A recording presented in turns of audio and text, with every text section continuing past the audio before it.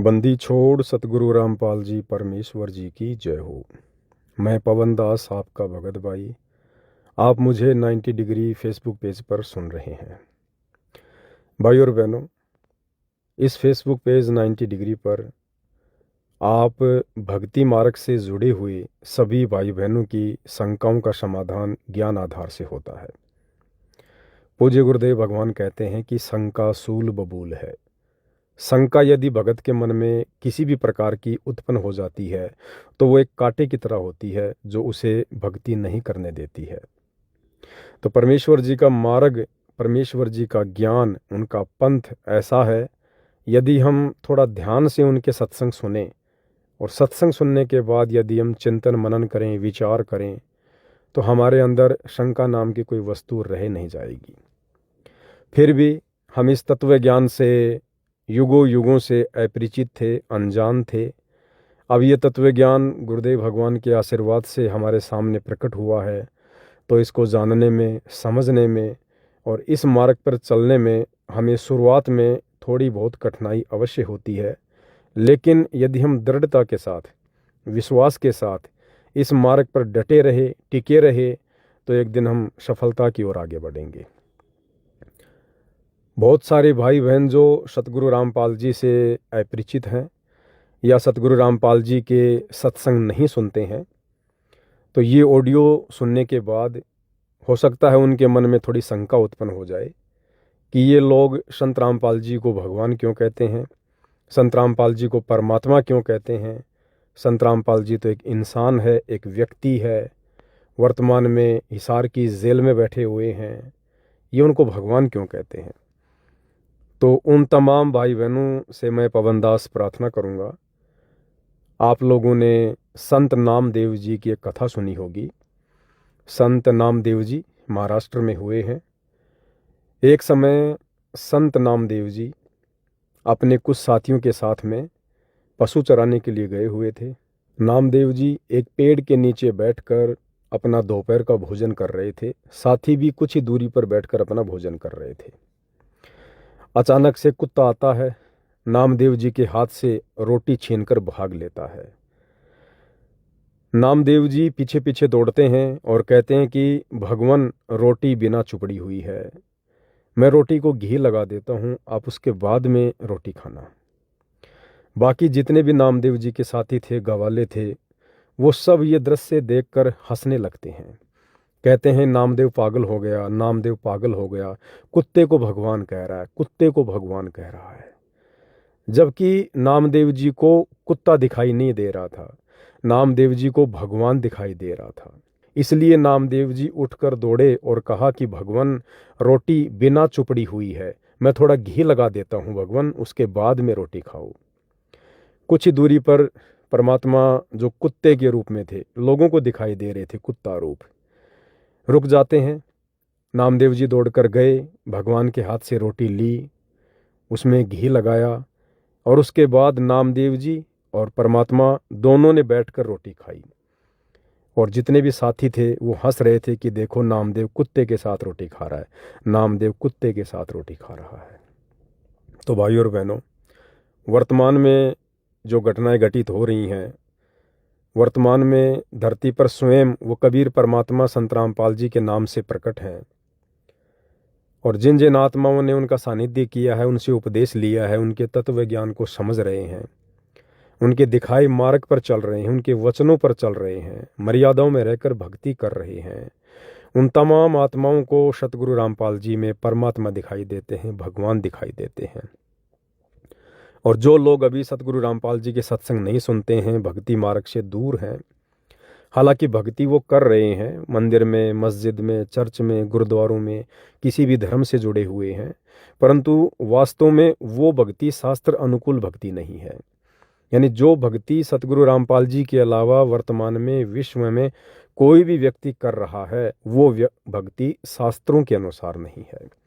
इसलिए उन लोगों को थोड़ी सी ये बात अटपटी सी लगती है कि एक हमारे जैसे दिखाई देने वाले व्यक्ति को, संत रामपाल जी को, ये लोग भगवान क्यों कहते हैं, परमात्मा क्यों कहते हैं। तो उन तमाम भाई बहनों से मेरी प्रार्थना है, मेरी विनती है, आप थोड़ी कोशिश करें, सतगुरु रामपाल जी के यूट्यूब पर सत्संग सुनना शुरू करें। मोबाइल आप सबकी जेब में है। परमात्मा धीरे धीरे आपके ऊपर भी दया करेंगे, जो दया उन्होंने हमारे ऊपर की है। अब भाई और बहनों, हम आगे बढ़ते हैं। आज का जो विषय है, एक बहन है हमारी राजस्थान के गंगानगर से। हालांकि यहाँ पर सैकड़ों भगत भाई बहनों की शंका मुझ पवन दास के पास आती है, और आप भी यदि अपनी किसी शंका का समाधान करवाना चाहते हैं गुरुदेव के ज्ञान आधार से, तो निसंकोच होकर आप मुझे अपना भगत भाई समझकर व्हाट्सएप नंबर 8769548494 आप मुझे व्हाट्सएप पर लिख कर भी मैसेज कर सकते हैं, या मुझे ऑडियो मैसेज के माध्यम से भी आप अपनी शंका भेज सकते हैं। आपका नाम और पता गुप्त रखा जाएगा, और परमेश्वर जी के आशीर्वाद से आपके शंका रूपी कांटे को निकाला जाएगा। तो आज की शंका राजस्थान से एक बहन है, उनकी है। और बहन ने जो मैसेज लिखा है वो इस प्रकार है। सतसाई पवन भाई जी, बंदी छोड़ सतगुरु रामपाल जी परमेश्वर जी की जय हो। दासी की शंका है कि दासी घर में अकेली भगत है और सब जगत है, तो वो रमेणी यानी शादी करने की बोल रहे हैं कि हमें रिश्तेदार ताने दे रहे हैं कि लड़की की शादी नहीं कर रहे हो। तो घर वाले बोल रहे हैं कि तेरी नज़र में कोई भगत हो जो अपनी जाति का हो तो देख लेना। दासी की कोई इच्छा रमेणी की नहीं है, पर घर की परिस्थितियों को देखती हूँ तो लगता है यहाँ भक्ति संभव नहीं है, क्योंकि पापा को लकवा हो गया है, माँ शरीर त्याग चुकी है, अब सिर्फ भाई है जो कि सतगुरु की भक्ति से नाराज है और रिश्तेदारों की ज़्यादा मानता है। रिश्तेदार दासी से खिलाफ हैं भक्ति की वजह से। देखो बहन, आगे बहन की शंका और भी है, लेकिन हम थोड़ा जो पॉइंट है, पॉइंट टू पॉइंट हम चलेंगे। बहन कह रही है कि घर वालों की वजह से मैं यहाँ रहकर भक्ति नहीं कर पाऊंगी, क्योंकि मेरे जो पिताजी हैं उनको लकवा मार गया है, मेरी माताजी एक्सपायर हो चुकी है, और जो मेरा भाई है वो सतगुरु रामपाल जी की भक्ति से नाराज है। तो मुझे लगता है कि शादी किए बिना, रमेणी किए बिना, यानी संत भाषा में रमेणी कहते हैं, सांसारिक भाषा में शादी विवाह करना कहते हैं। तो बहन कह रही है कि इस घर में रहकर मेरे लिए भक्ति करना मुश्किल है। देखो बहन, यदि आपको परमेश्वर जी का ज्ञान समझ में आ गया है, सतगुरु रामपाल जी में आपको परमात्मा दिखाई देते हैं, तो बहन आपको फिर ये विश्वास भी होना चाहिए, यदि आपकी नीयत भक्ति करने की है, आप यदि मर्यादाओं में हैं, तो बहन जी जगह का फिर इसमें कोई लेखा जोखा नहीं है। ये परमात्मा तो नरक में बैठा कर भी भक्ति करवा दे जिसकी भक्ति करने की इच्छा हो। तो जगह का या घर का या परिवार का या माहौल का इस भक्ति से कोई लेना देना नहीं है। और जिसे हम समस्या समझ रहे हैं, अक्सर में वो एक संघर्ष है, वो संघर्ष हमने करना पड़ेगा। मान लीजिए आपके अनुसार इस घर में आपकी भक्ति नहीं हो पा रही है, और आपने रमेणी कर ली, आपने शादी कर ली, आप दूसरे घर में चली गई ये सोचकर कि यहाँ मैं भक्ति करूँगी। और कल को यदि आपका पति ही काल प्रेरित हो गया, यदि आपके सास ससुर काल प्रेरित हो गए, जब आप उस घर में भक्ति शुरू करोगी, हो सकता है आपके पति नाराज हो जाएं, आपके सास ससुर नाराज हो जाएं, या मान लो आपने किसी भगत के घर में शादी कर ली, कल को किसी और बात को लेकर आपकी सासू नाराज हो जाए, आपका ससुर नाराज हो जाए, आपका पति आपकी किसी क्रिया से नाराज हो जाए, फिर क्या करोगी? फिर और कहाँ जाकर भक्ति करोगी? और तीसरा कौन सा घर देखोगी? क्या उसे छोड़कर किसी और से शादी करोगी? इन बातों पे आप थोड़ा विचार करना। अगर आप में दृढ़ता है, आपकी इच्छा शक्ति मजबूत है, आपका इरादा केवल भक्ति करने का है, मोक्ष प्राप्ति का है, तो संघर्ष बहन आप इस घर में भी कर सकती हो। कानूनन आप उस घर में बराबर की हकदार हो, अपने पिता की संपत्ति में आप बराबर की हकदार हो। आपका भाई आपके साथ ज़बरदस्ती नहीं कर सकता है। ज़्यादा ज़बरदस्ती करे तो भाई को बोल दो कि भाई जितना अधिकार मेरा है उतना ही अधिकार आपका है। मुझे मकान में अलग से मकान दे दो, ज़मीन में अलग से मुझे ज़मीन दे दो। मैं अपने मकान में रहूँगी, अपनी ज़मीन में अन्न पैदा करके खाऊंगी, ना मैं आपको कुछ कहूँगी, ना मेरे से आपको कोई परेशानी होगी। आपको यदि कोई रिश्तेदार कुछ कहता है, गांव वाले कुछ कहते हैं, तो बोल दो भैया हमने तो उसको अलग कर दिया है, हमारा उससे कोई लेना देना नहीं है। आपकी भी समस्या ख़त्म, मेरी भी समस्या ख़त्म। तो बहुत सारे ऑप्शन बहन आपके पास में है। और यदि आपकी इच्छा शक्ति दृढ़ है तो फिर सतगुरु रामपाल जी भगवान भी तो भगत के साथ हैं। जय हमरा भक्त पछोड़ी हुई तो हमारा नाम न लेवे कोई। जब हमारा भगता पापत्ति आ गई तो परमात्मा कहते हैं फिर हमारा नाम कौन लेगा, हमारी भक्ति कौन करेगा। लेकिन ये परमात्मा उन्हीं भक्तों के संकटों का निवारण करता है जो भगत दृढ़ हो, जिसका एक टारगेट हो, जिसका एक ही लक्ष्य हो। ऐसे भक्तों के साथ फिर परमात्मा हो जाता है, फिर उसका कोई बाढ़ भी वाका नहीं कर सकता है। आगे बहन अपने मैसेज में क्या लिखती है, तो दासी अपनी बात पर आती है जो मेरी शंका है। दासी एक भगत को जानती है, महीने या 2 महीने में कभी कभी ज्ञान चर्चा होती है। दासी को भगत भाई के विचार सही लगते हैं, पर हमने कभी उनको देखा नहीं है। भगत भाई से दासी ने कहा कि दासी को लगता है रमेणी करनी होगी। तो भगत भाई बोले कि अभी रमेणी के बारे में मत सोचो, परमात्मा को आ जाने दो। भगत भाई कह रहे थे कि दास के घर वाले भी मुझे परेशान कर रहे हैं शादी को लेकर। मेरे छोटे भाई की शादी हो रही है क्योंकि मैंने शादी के लिए मना कर दिया है। फिर दासी ने अपनी बात बताई कि भाई आपकी नज़र में कोई अच्छा भगत हो जो कि दासी को बहन बनाकर रखे और मर्यादाओं में रहता हो तो बताना। तो भाई को लगा कि जो बहन के विचार हैं वही मेरे विचार हैं। तो भगत भाई ने मुझसे रमेणी के लिए कहा तो दासी ने हाँ कर दी। अब बहन आपने जो लिखा है उस आधार से सबसे पहली बात तो ये कि आप कह रही हो कि मेरी एक भगत भाई से ज्ञान चर्चा होती है। तो बहन इसको ज्ञान चर्चा नहीं कहा जाता है, ये तो विषय वासनाओं की चर्चा है।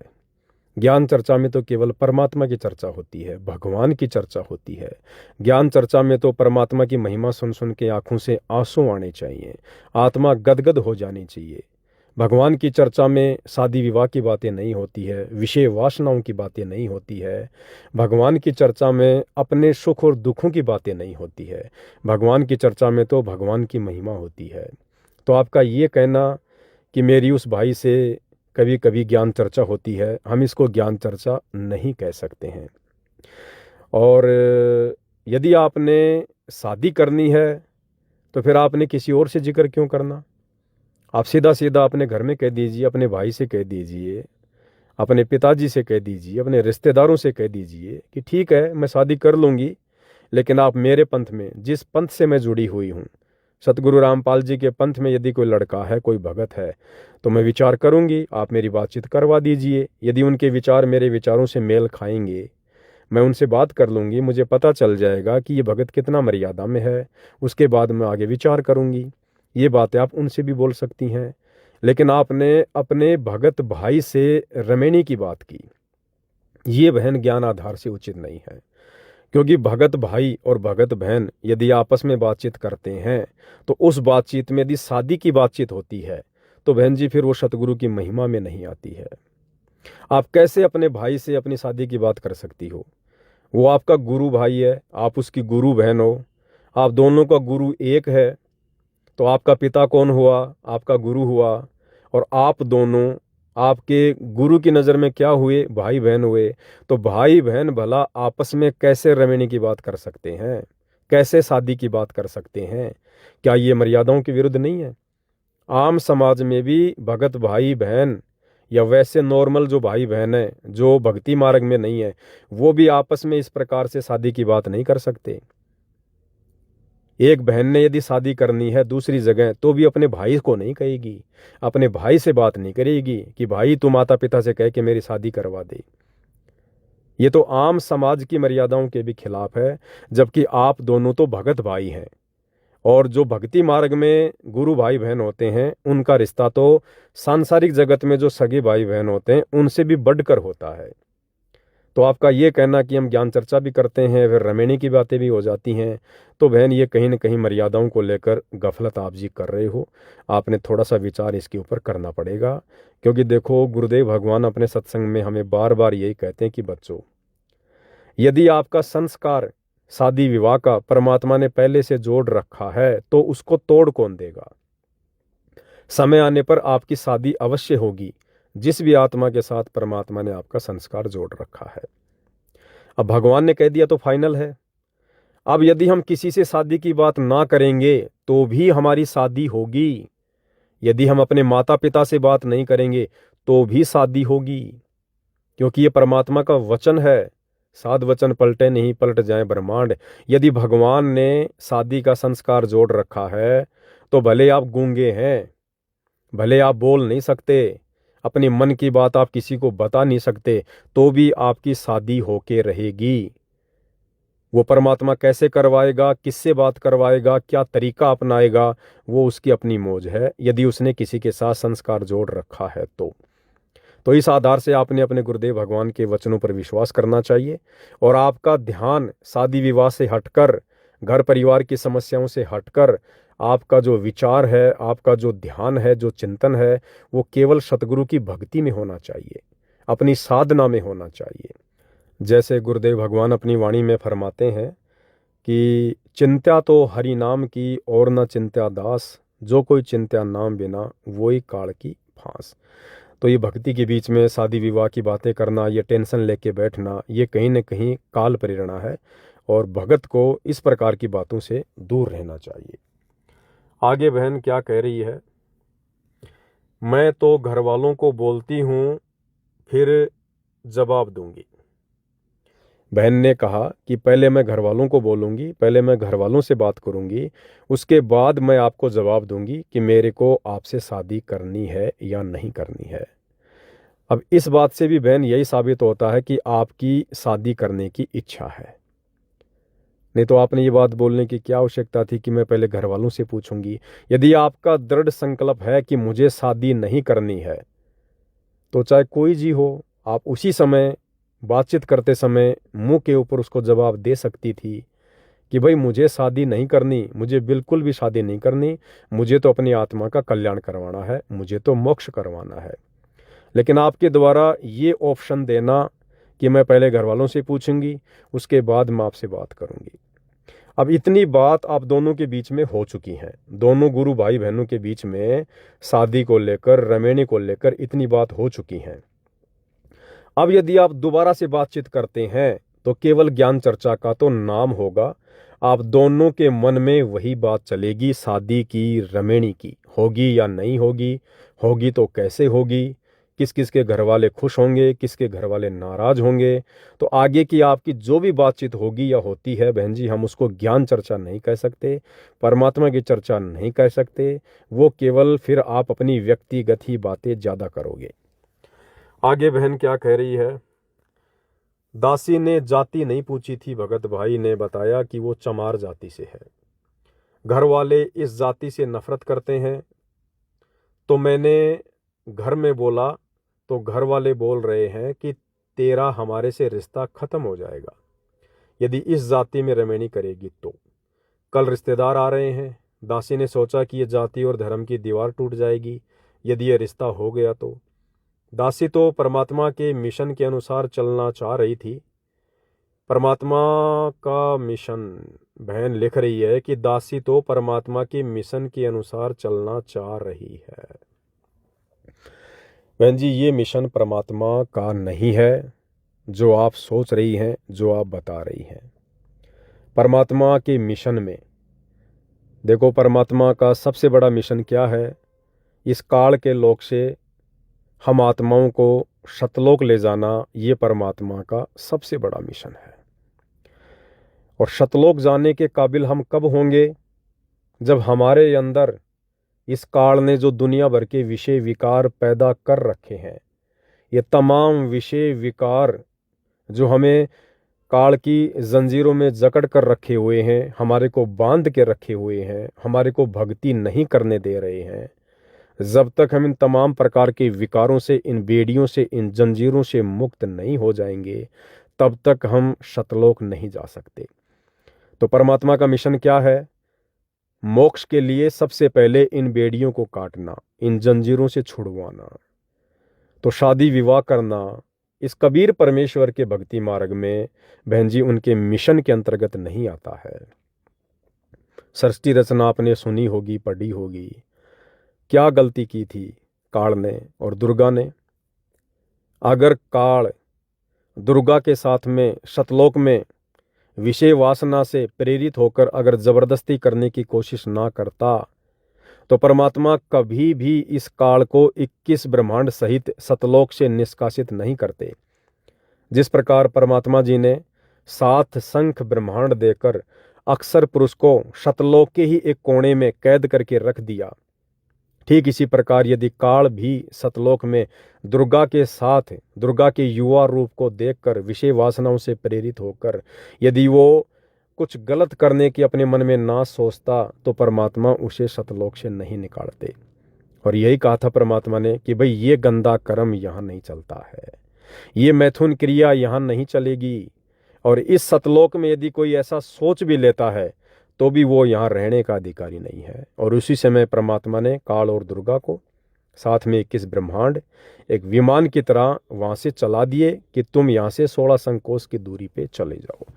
तो बहन जी ये जो शादी विवाह है ये परमेश्वर के मिशन में नहीं है। बहन जी बहुत सारी बातें हैं, आपने विचार करना पड़ेगा। हम कोई सामान्य भक्ति नहीं कर रहे हैं। हमारे पूज्य गुरुदेव भगवान कोई सामान्य संत नहीं है। हमारे पूज्य गुरुदेव भगवान ने खुद एक भगत की भूमिका करते हुए हमें ये दिखाया, ये प्रैक्टिकल करके दिखाया कि यदि आप लोगों ने भक्ति करनी है तो आपने अपने गुरु के भगत वाले जीवन को देखकर चलना पड़ेगा। हमारे गुरुदेव भगवान ने, वैसे तो ये परमात्मा है, परमेश्वर हैं, विषय विकार इनके निकट भी नहीं है, लेकिन इस काल लोक में परमात्मा ने एक परिवार की जो ये भूमिका करके दिखाई है, एक परिवार में आकर एक सामान्य व्यक्ति की तरह भूमिका करके जो दिखाई है परमेश्वर ने, उसके अंतर्गत उन्होंने सांसारिक दिखावे में शादी भी की, बच्चे भी पैदा किए, काफ़ी समय तक उन्होंने स्त्री का संग भी किया। लेकिन जब उन्होंने नाम दीक्षा ली, जब उनको ये ज्ञान हुआ, मैं सांसारिक तौर पर ये बातें कह रहा हूँ, वैसे परमपिता परमेश्वर को ज्ञान देने वाला धरती पर कोई नहीं है। ये परमपिता परमात्मा कबीर ये स्वयं जगत गुरु है, संत शिरोमणि है, गुरुओं का गुरु है। ये दुनिया को ज्ञान देने के लिए सतलोक से आते हैं, संत की लीला करते हैं। लेकिन सांसारिक दृष्टिकोण से जो मैं आपको बताना चाहता हूँ उस बात को आप समझिए। सन 1988 में सतगुरु रामपाल जी ने दीक्षा ली। उसके बाद से सतगुरु रामपाल जी पूर्णतया लोक दिखावे में, सांसारिक दिखावे में स्त्री संग से दूर हो गए। क्योंकि भक्ति मार्ग क्या कहता है, यदि आपने भक्ति पर सफल होना है तो आपने बकवादों से दूरी बनानी पड़ेगी। अब स्त्री संग, स्त्री का संग क्या होता है वो भी हमने समझना है। स्त्री संग का मतलब है स्त्री के साथ में बकवाद करना, शारीरिक संबंध बनाना, सेक्स करना, इसको बकवाद कहते हैं। अन्यथा स्त्री का संग बुरा नहीं है। स्त्री तो उस घर में उसकी माँ भी है। क्या उसकी माँ को छोड़ के जाएगा? नहीं जाएगा। स्त्री उस घर में उसकी बहन भी हो सकती है। क्या अपनी बहन को छोड़ के जाएगा? नहीं छोड़ेगा। स्त्री उसकी अपनी भी है, क्या उसको छोड़ के जाएगा? नहीं जाएगा। स्त्री संग का यहाँ मतलब है कि यदि आपको इस पंथ में उपदेश मिल गया है और ये बात आपके समझ में आ गई है कि बकवाद करते करते मैं कभी भी सतलोक नहीं जा सकता, मोक्ष प्राप्त नहीं कर सकता, तो आपने स्त्री संग का यह मतलब है कि आपने अपनी स्त्री के साथ में शारीरिक संबंध खत्म करने पड़ेंगे। आपने उन विषय विकारों से दूरी बनानी पड़ेगी। अब वो बकवाद जो आप नाम दीक्षा से पहले किया करते थे, काल प्रेरणा से, काल प्रेरित होकर, वो बकवाद अब उपदेश लेने के बाद यदि आपको मोक्ष चाहिए तो आपने इस बकवाद से दूर होना पड़ेगा। स्त्री से दूर होना नहीं है। स्त्री तो भक्ति मार्ग में सहयोगी है।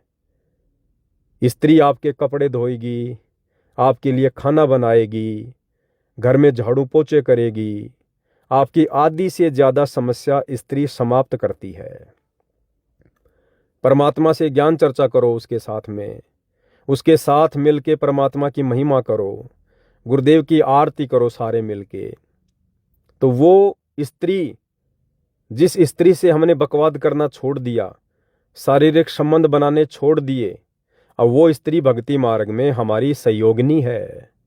वो हमारे लिए फिर बाधा उत्पन्न नहीं कर सकती, वो हमारे लिए सहयोगी हो जाएगी। छोड़ना केवल बकवादों को है, जो बकवाद हम बिना ज्ञान के पहले उस स्त्री के साथ में किया करते थे, यानी सेक्स, शारीरिक संभोग, हमने केवल उन बकवादों को छोड़ना है। पूज्य गुरुदेव भगवान हमें बार बार सत्संगों में बताते हैं कि भाई, आग पराई आपनी हाथ दिए जल जाए, नारी पराई आपनी भोगे सब कुछ जाए। देखो, कबीर परमेश्वर ने अरबों खरबों वाणियां बोल रखी हैं सतयुग से लेकर वर्तमान समय तक। ये परमात्मा यदि हमारे को भक्ति की शुरुआत में ही ये सारे नियम बता दे, ये सारी मर्यादा बता दे कि भाई आपने तमाम मर्यादा निभानी पड़ेगी, अन्यथा आप मोक्ष प्राप्त नहीं कर सकते, तो इन मर्यादाओं को शुरुआत में बिना ज्ञान के पहाड़ जैसी समझ कर आप और हम कभी भी इस भक्ति को स्वीकार नहीं करें। इसलिए सतगुरु रामपाल जी परमेश्वर जी, जैसे जैसे हमारा ज्ञान योग खुलता जाता है, हम भक्ति मार्ग पर दृढ़ होते चले जाते हैं, उस आधार से परमात्मा फिर धीरे धीरे हमारे को सूक्ष्म मर्यादाओं के विषय में बताते हैं, समझाते हैं, और सत्संग के माध्यम से परमात्मा संकेत करते हैं। देखो, खुला खुला परमात्मा नहीं कहेंगे कि भाई यदि आपको मोक्ष प्राप्त करना है तो आप स्त्री के साथ में जो बकवाद आप करते हो, जो सेक्स आप करते हो, आपने उससे दूर हटना पड़ेगा। खुल्लम खुल्ला नहीं कहेंगे। इसके बहुत सारे कारण हैं बहन जी।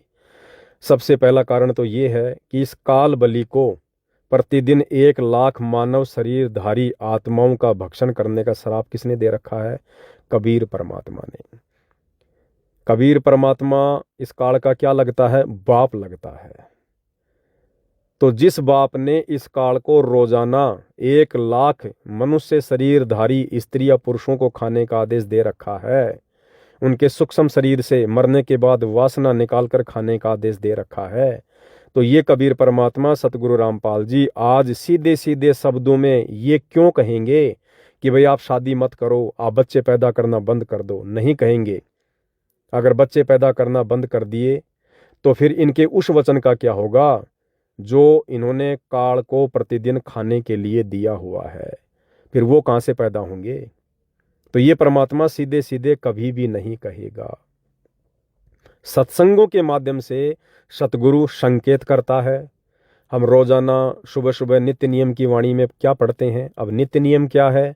नित्य नियम आदेश है।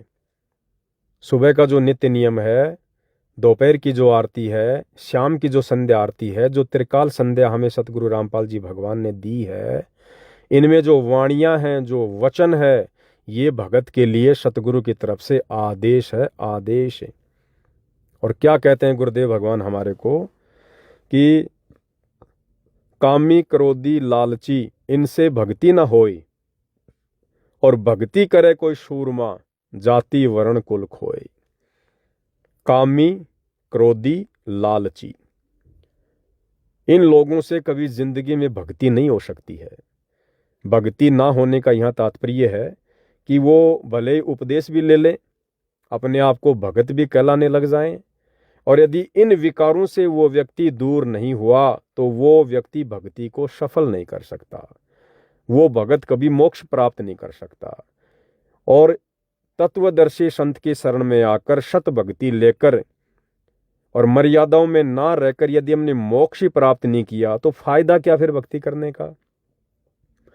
आज हम अपने आप को साफ सुथरा करने का प्रयास कर रहे हैं, और यदि सतगुरु की इस भक्ति पर यदि हम दृढ़ता से नहीं लगे, बकवादों से दूर नहीं हटे, मोक्ष नहीं हुआ, फिर हम काल के हत्थे चढ़ेंगे। फिर ये काल हमें इसी प्रकार से जन्म देगा, कहीं राजा बनाएगा, और राजा जनक जैसे बन गए तो ना जाने हजार हजार शादियां करेंगे, अन्य कितनी प्रकार की बकवाद करेंगे। ये फिर से हमारे को उसी स्थिति में लाके खड़ा कर देगा, हमारी अंतरात्मा को मैला कर देगा। तो गुरुदेव कहते हैं कामी, क्रोधी, लालची। कामी यानी जो व्यक्ति काम वासनाओं में उलझा हुआ है उसको कहते हैं कामी व्यक्ति। क्रोधी, जो बात बात पर जो गुस्सा करता है, जो क्रोध करता है, उसको कहते हैं क्रोधी। और लालची यानी जो स्वार्थी व्यक्ति है, बात बात पर जिसके मन में लालच आ जाता है। तो ये तीन परमात्मा ने विकार बताए। और वैसे भी जैसे गुरुदेव भगवान अपनी वाणी में कहते हैं कि काम, क्रोध, लोभ, मोह, अहंकार, ये 4 प्रकार की विशेष बेड़ियां हैं जो काल ने हमारे ऊपर डाल रखी हैं। और गुरुदेव ने बताया कि जो काम है यानी जो विषय वासना है, इसके अंदर 10,000 हाथियों जितना बल है। विचार करना, जो भाई वेनिस ऑडियो को सुन रहे हैं वो थोड़ा विचार कीजिए। 10,000 हाथियों जितनी पावर अकेले इस विषय वासना रूपी विकार में है। यानी जब जब हम स्त्री का संग करते हैं विषय वासनाओं को लेकर, अपनी खुद की पत्नी के साथ भी, क्योंकि भाई देखो, खुद की पत्नी के साथ में शारीरिक संबंध बनाना ये समाज की तरफ से हमें परमिशन है, ये भगवान की तरफ से नहीं है। ये तो सामाजिक रीति रिवाज हैं। भगवान ने कब परमिशन दी? अगर भगवान ही परमिशन देता तो काल और दुर्गा को सतलोक से फिर बाहर क्यों भेजता? काल यही तो करना चाह रहा था, विषय वासना की ही तो परमिशन लेना चाह रहा था, लेकिन परमात्मा ने मना कर दिया कि भाई ये परमिशन तुझे यहां नहीं मिलेगी। तो ये जो परमिशन जो शादी विवाह की जो मिली हुई है ना, कि भाई हम अपनी स्त्री के साथ में संभोग कर सकते हैं, दूसरे की बहन बेटी को उम्र अनुसार अपनी बहन बेटी या माँ की नज़रों से देखना है, ठीक है, तो ये परमिशन केवल यहाँ के समाज ने दे रखी है। भगवान की तरफ से उसके भक्ति मार्ग में स्त्री के साथ में बकवाद करने की, सेक्स करने की ये परमिशन नहीं है। तो इस विषय वासना रूपी विकार में 10,000 हाथियों जितना बल है। यानी काल हमें रोकने के लिए, हमारे को फंसाने के लिए 10,000 हाथियों जितना बल लगाता है। यानी जब जब हम स्त्री के साथ में संभोग करते हैं, सेक्स करते हैं, ये बकवाद करते हैं, तो हमारे ऊपर काल की तरफ से 10,000 हाथियों जितना पावर, जितना बल, जितना वजन हमारे ऊपर पड़ता है। हम भक्ति मार्ग में कहाँ आगे बढ़ने की सोचेंगे? हम और नीचे चले जाते हैं, नीचे चले जाते हैं हम। तो 10,000 हाथियों जितनी पावर इस विषय वासना में, काम में। दूसरा है काम और क्रोध, जो गुस्सा है, जो क्रोध है, इस क्रोध में काम वासना से भी ज्यादा हाथियों का पावर है। इसमें 12,000 हाथियों का बल बताया परमात्मा ने। जब जब हम गुस्सा करते हैं तो समझो काल ने 12,000 हाथियों की पावर हमारे अंदर छोड़ दी है, हमारे को दबाने के लिए, हमारे को मिटाने के लिए। हमारी जो आत्मा जो जागृत हो रही है, जो चेतना हमारी जागृत हो रही है, दोबारा से उसको नींद में सुलाने के लिए। जब जब हम गुस्सा करेंगे, हम क्रोध करेंगे, और ये गुस्सा और क्रोध चाहे आप अपने घर में कर लो, चाहे ऑफिस में कर लो, चाहे अन्य किसी प्रकार की चिंता में आके कर लो, ये हमें नीचे गिराएगी भक्ति मार्ग से। तो कितने? 12,000 हाथियों का पावर इस क्रोध में। काम, क्रोध, मोह। तीसरा नंबर किसका है? मोह यानी ममता। आपस में हम जो बिना ज्ञान के एक दूसरे से बंधे हुए ना, आवश्यकता से ज्यादा हम एक दूसरे के अंदर घुसे हुए हैं। मोह, वो चाहे बच्चों का हो, चाहे संपत्ति का हो, चाहे धन का हो, चाहे प्रॉपर्टी का हो, चाहे यारी दोस्ती का हो, किसी भी चीज का हो। तो मोह के अंदर परमात्मा ने क्या बताया? 20,000 हाथियों जितना पावर है। 20,000 हाथियों जितना पावर। कभी कभार हमारा मोह हमारे बच्चों के प्रति उमड़ता है। हम अपने बच्चों की बचपन की फोटो देखते हैं तो एक मोह अंदर से उत्पन्न होता है। वो इतना सा सोचना, उन बच्चों के बचपन के बारे में सोच के, और अंदर अंदर हमें जो खुशी होती है, जो मोह उमड़ता है, काल हमें 20,000 हाथियों की पावर से दबा रहा है। हम उस समय थोड़ा सा आनंद महसूस करते हैं, लेकिन हमें काल दबा रहा है, हमारी भक्ति को नष्ट कर रहा है। 20,000 हाथियों जितना बल इस मोह के अंदर है। काम, क्रोध, मोह। चौथे नंबर पे है लोभ। लोभ लालच, इसमें परमात्मा ने 30,000 हाथियों जितनी पावर बताई, 30,000 हाथियों जितनी लोभ में। और जो पांचवा है वो है अहंकार। काम, क्रोध, मोह, लोभ और अहंकार यानी घमंड, मान बढ़ाई, इसमें परमात्मा ने 36,000 हाथियों जितना बल बताया। और अपनी वाणी में परमात्मा क्या कहते हैं कि मान बढ़ाई से हैं दूर, आजिज के हरि सदा हजूर। यानी जो व्यक्ति मान बढ़ाई करता है, मान बढ़ाई करेगा तो अहंकार उसके अंदर नंबर 1 पे मिलेगा, क्योंकि अहंकारी व्यक्ति ही मान बढ़ाई से प्रेरित होता है। तो 36,000 हाथियों जितना पावर उस समय हमारी भक्ति को नष्ट करने के लिए, हमारी जागती हुई चेतना को वापस नींद में सुलाने के लिए ये काल बलि 36,000 हाथियों जितना बल छोड़ता है, जितना पावर छोड़ता है। तो भाई और बहनों, काम, क्रोध, मोह, लोभ, अहंकार, इन पांचों में कुल मिलाकर 1,08,000 हाथियों जितना बल है, जितना पावर है। अब सोचिए भाई और बहनों, यदि साक्षात कबीर भगवान संत रूप में धरती पर आकर हमारे गुरु ना बने, हमें ये ज्ञान ना दें, तो क्या ये काल हमें कभी भी इन बेड़ियों से मुक्त कर सकता है, इन जंजीरों से मुक्त कर सकता है? कोई सोच भी नहीं सकता, कोई विचार भी नहीं कर सकता इस भक्ति मार्ग में काल से छूटने का। तो ये तो विषय विकार हैं। ये जो शादी विवाह करना इस कबीर परमात्मा के मार्ग में विषय विकार है। हम कभी भी मोक्ष प्राप्त नहीं कर सकते। अब इसमें कई भगत भाई बहनों को शंका ना हो जाए, इसलिए उस टॉपिक पर भी बात करना पैरेलल जरूरी है। अब बहुत सारे भगत भाई सोचेंगे कि भाई वर्तमान में तो हमने साथ संगति से जुड़कर ज्ञान आधारित वीडियो देखकर हमने आपस में भाई बहन के रिश्ते बना लिए हैं, जो पहले हम पति और पत्नी के रिश्तों में थे, लेकिन ये बकवास तो हम कर चुके हैं, तो क्या हमारा भी मोक्ष नहीं होगा? तो ऐसी कोई बात नहीं है।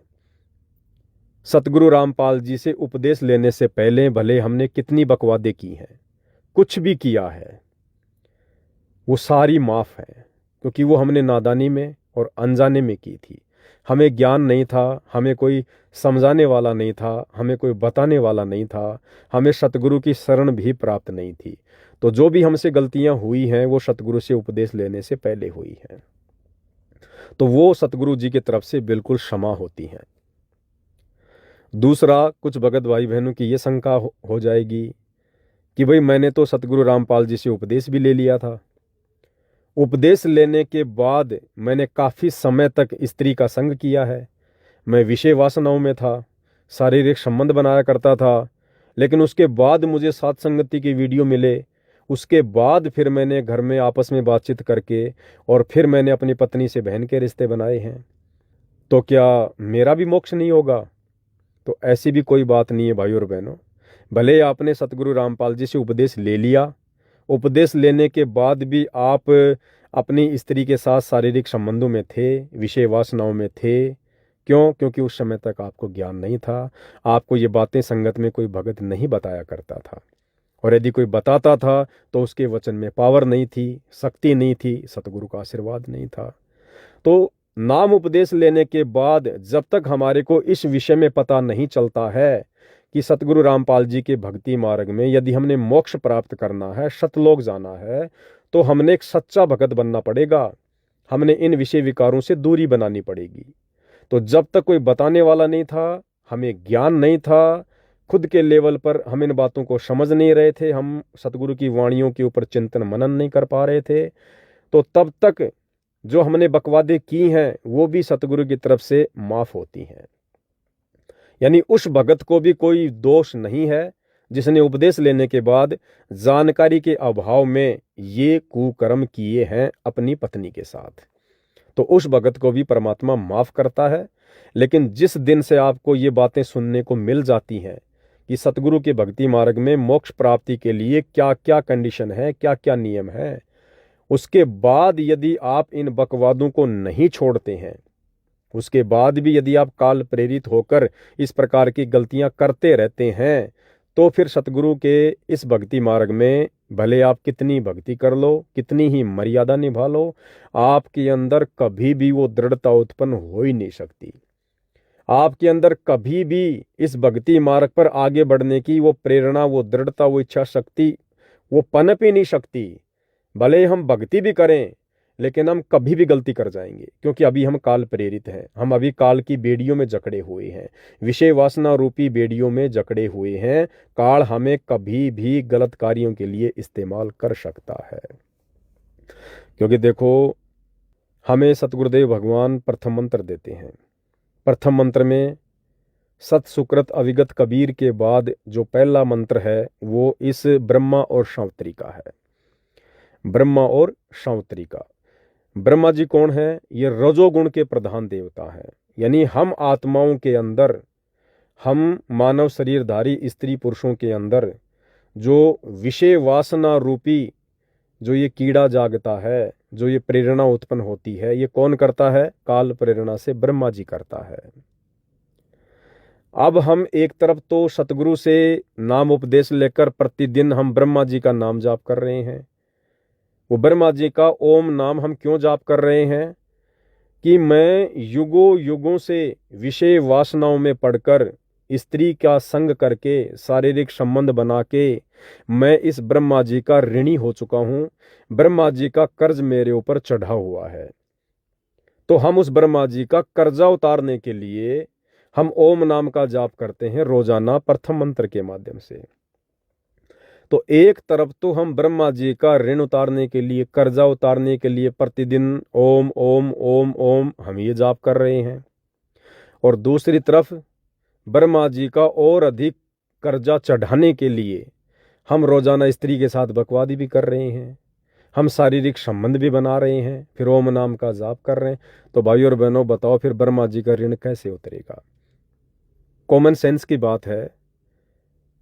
एक व्यक्ति किसी के कर्जे में दबा हुआ है, 1,00,000 रुपए का कर्जा है, और 1,00,000 रुपए का कर्जा उतारने के लिए वो व्यक्ति प्रतिदिन मेहनत करता है, प्रतिदिन वो पैसे जोड़ता है कि मैं इसका कर्जा उतारूंगा।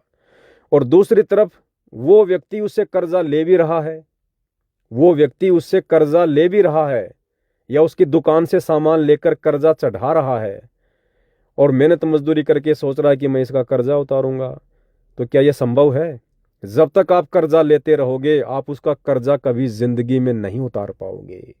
यदि कर्जा उतारना है तो सबसे पहला कार्य आपने उस कर्जे को लेना बंद करना होगा, उससे उधार लेना बंद करना होगा, उससे सामान लेना उधार में बंद करना होगा, और किसी दूसरी जगह काम करो, उससे अपना खर्चा भी चलाओ और धीरे धीरे उसका कर्जा चुकाओ। तो इसी प्रकार भाइयों और बहनों, एक तरफ तो हम इस ब्रह्मा जी के इस ऋण से मुक्त होना चाहते हैं, और दूसरी तरफ हम रोजाना अपनी स्त्री के साथ संभोग करके, सेक्स करके, बकवाद करके हम उसके कर्जवान होते जा रहे हैं। तो ये समझदारी है या बेवकूफ़ी है? अब ये तो सतगुरु के ज्ञान आधार से हमने खुद ही विचार करना पड़ेगा।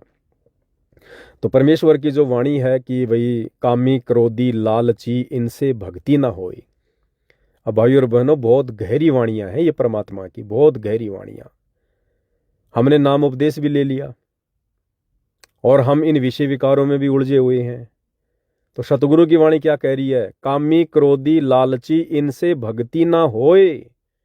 अगर आपने सतगुरु से उपदेश ले लिया, भक्ति ले ली, और यदि आप अभी तक इन विकारों में उलझे हुए हैं तो गुरुदेव भगवान कह रहे हैं इनसे भक्ति ना होए। आपकी भक्ति जमा नहीं हो रही है। आप भले रोजाना प्रथम मंत्र की 10 माला कर रहे हैं, करते रहो। आप शतनाम के 5,000 मंत्र जाप कर रहे हो, करते रहो। गुरु की वाणी क्या कह रही है? सतगुरु से उपदेश लेने के बाद भी यदि आप इन विषय विकारों में उलझे हुए हैं, आपकी भक्ति जमा नहीं हो रही है, आपकी भक्ति नहीं बन रही है। कामी क्रोधी लालची इनसे भक्ति ना होए। फिर क्या कह रहे हैं आगे? भक्ति करे कोई सूरमा, जाति वर्ण कुल खोए। ये जाति, धर्म और समाज की परंपराओं को तोड़कर ही भगत भक्ति मार्ग पर सफल हो सकता है। भक्ति करे कोई सूरमा। अब सूरमा कौन होता भाई? सूरमा भक्ति मार्ग में सूरमा वो है जो सतगुरु के वचन पर दृढ़ हो जाए, अटल हो जाए कि भाई मैंने तो मोक्ष करवाना है। और मोक्ष मार्ग में जो जो बाधाएं मेरे गुरुदेव ने बता दी हैं, वो चाहे नित्य नियम के माध्यम से हो, चाहे सत्संगों के माध्यम से हो, चाहे पुस्तकों के माध्यम से हो। आप भाई बहन कबीर सागर को पढ़ के देखना। कौन सा कबीर सागर? वो कबीर सागर जिसका सरलार्थ पूज्य गुरुदेव सतगुरु रामपाल जी ने अपने कर कमल से करके आप और हमारे हाथों में दे रखा है। कबीर सागर का सरलार्थ लगभग 598 पेज की ये पुस्तक है।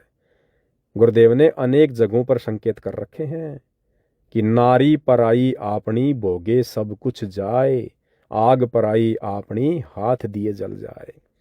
अग्नि चाहे अपने घर की हो चाहे पड़ोसी की हो, अगर उसमें हाथ दोगे तो क्या होगा? अग्नि कभी अपना पराया नहीं देखती है।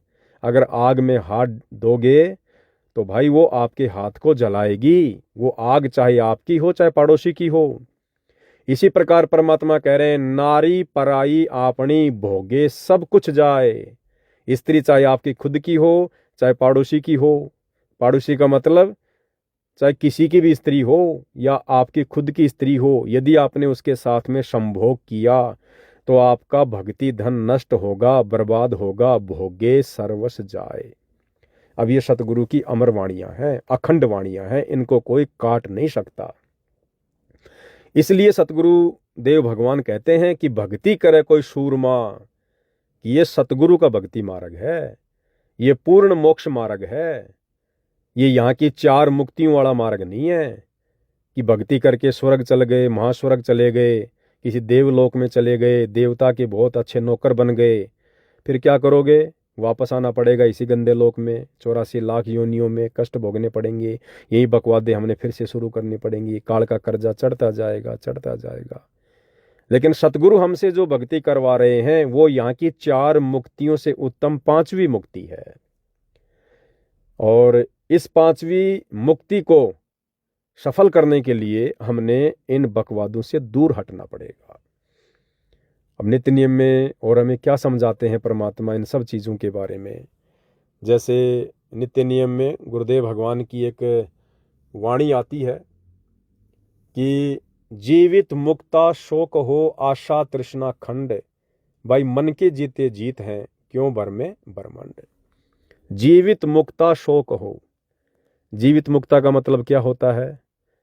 एक तो होता है कि मरने के बाद में मुक्त हो जाना, तो मरने के बाद में तो आदमी केवल शरीर से मुक्त होता है।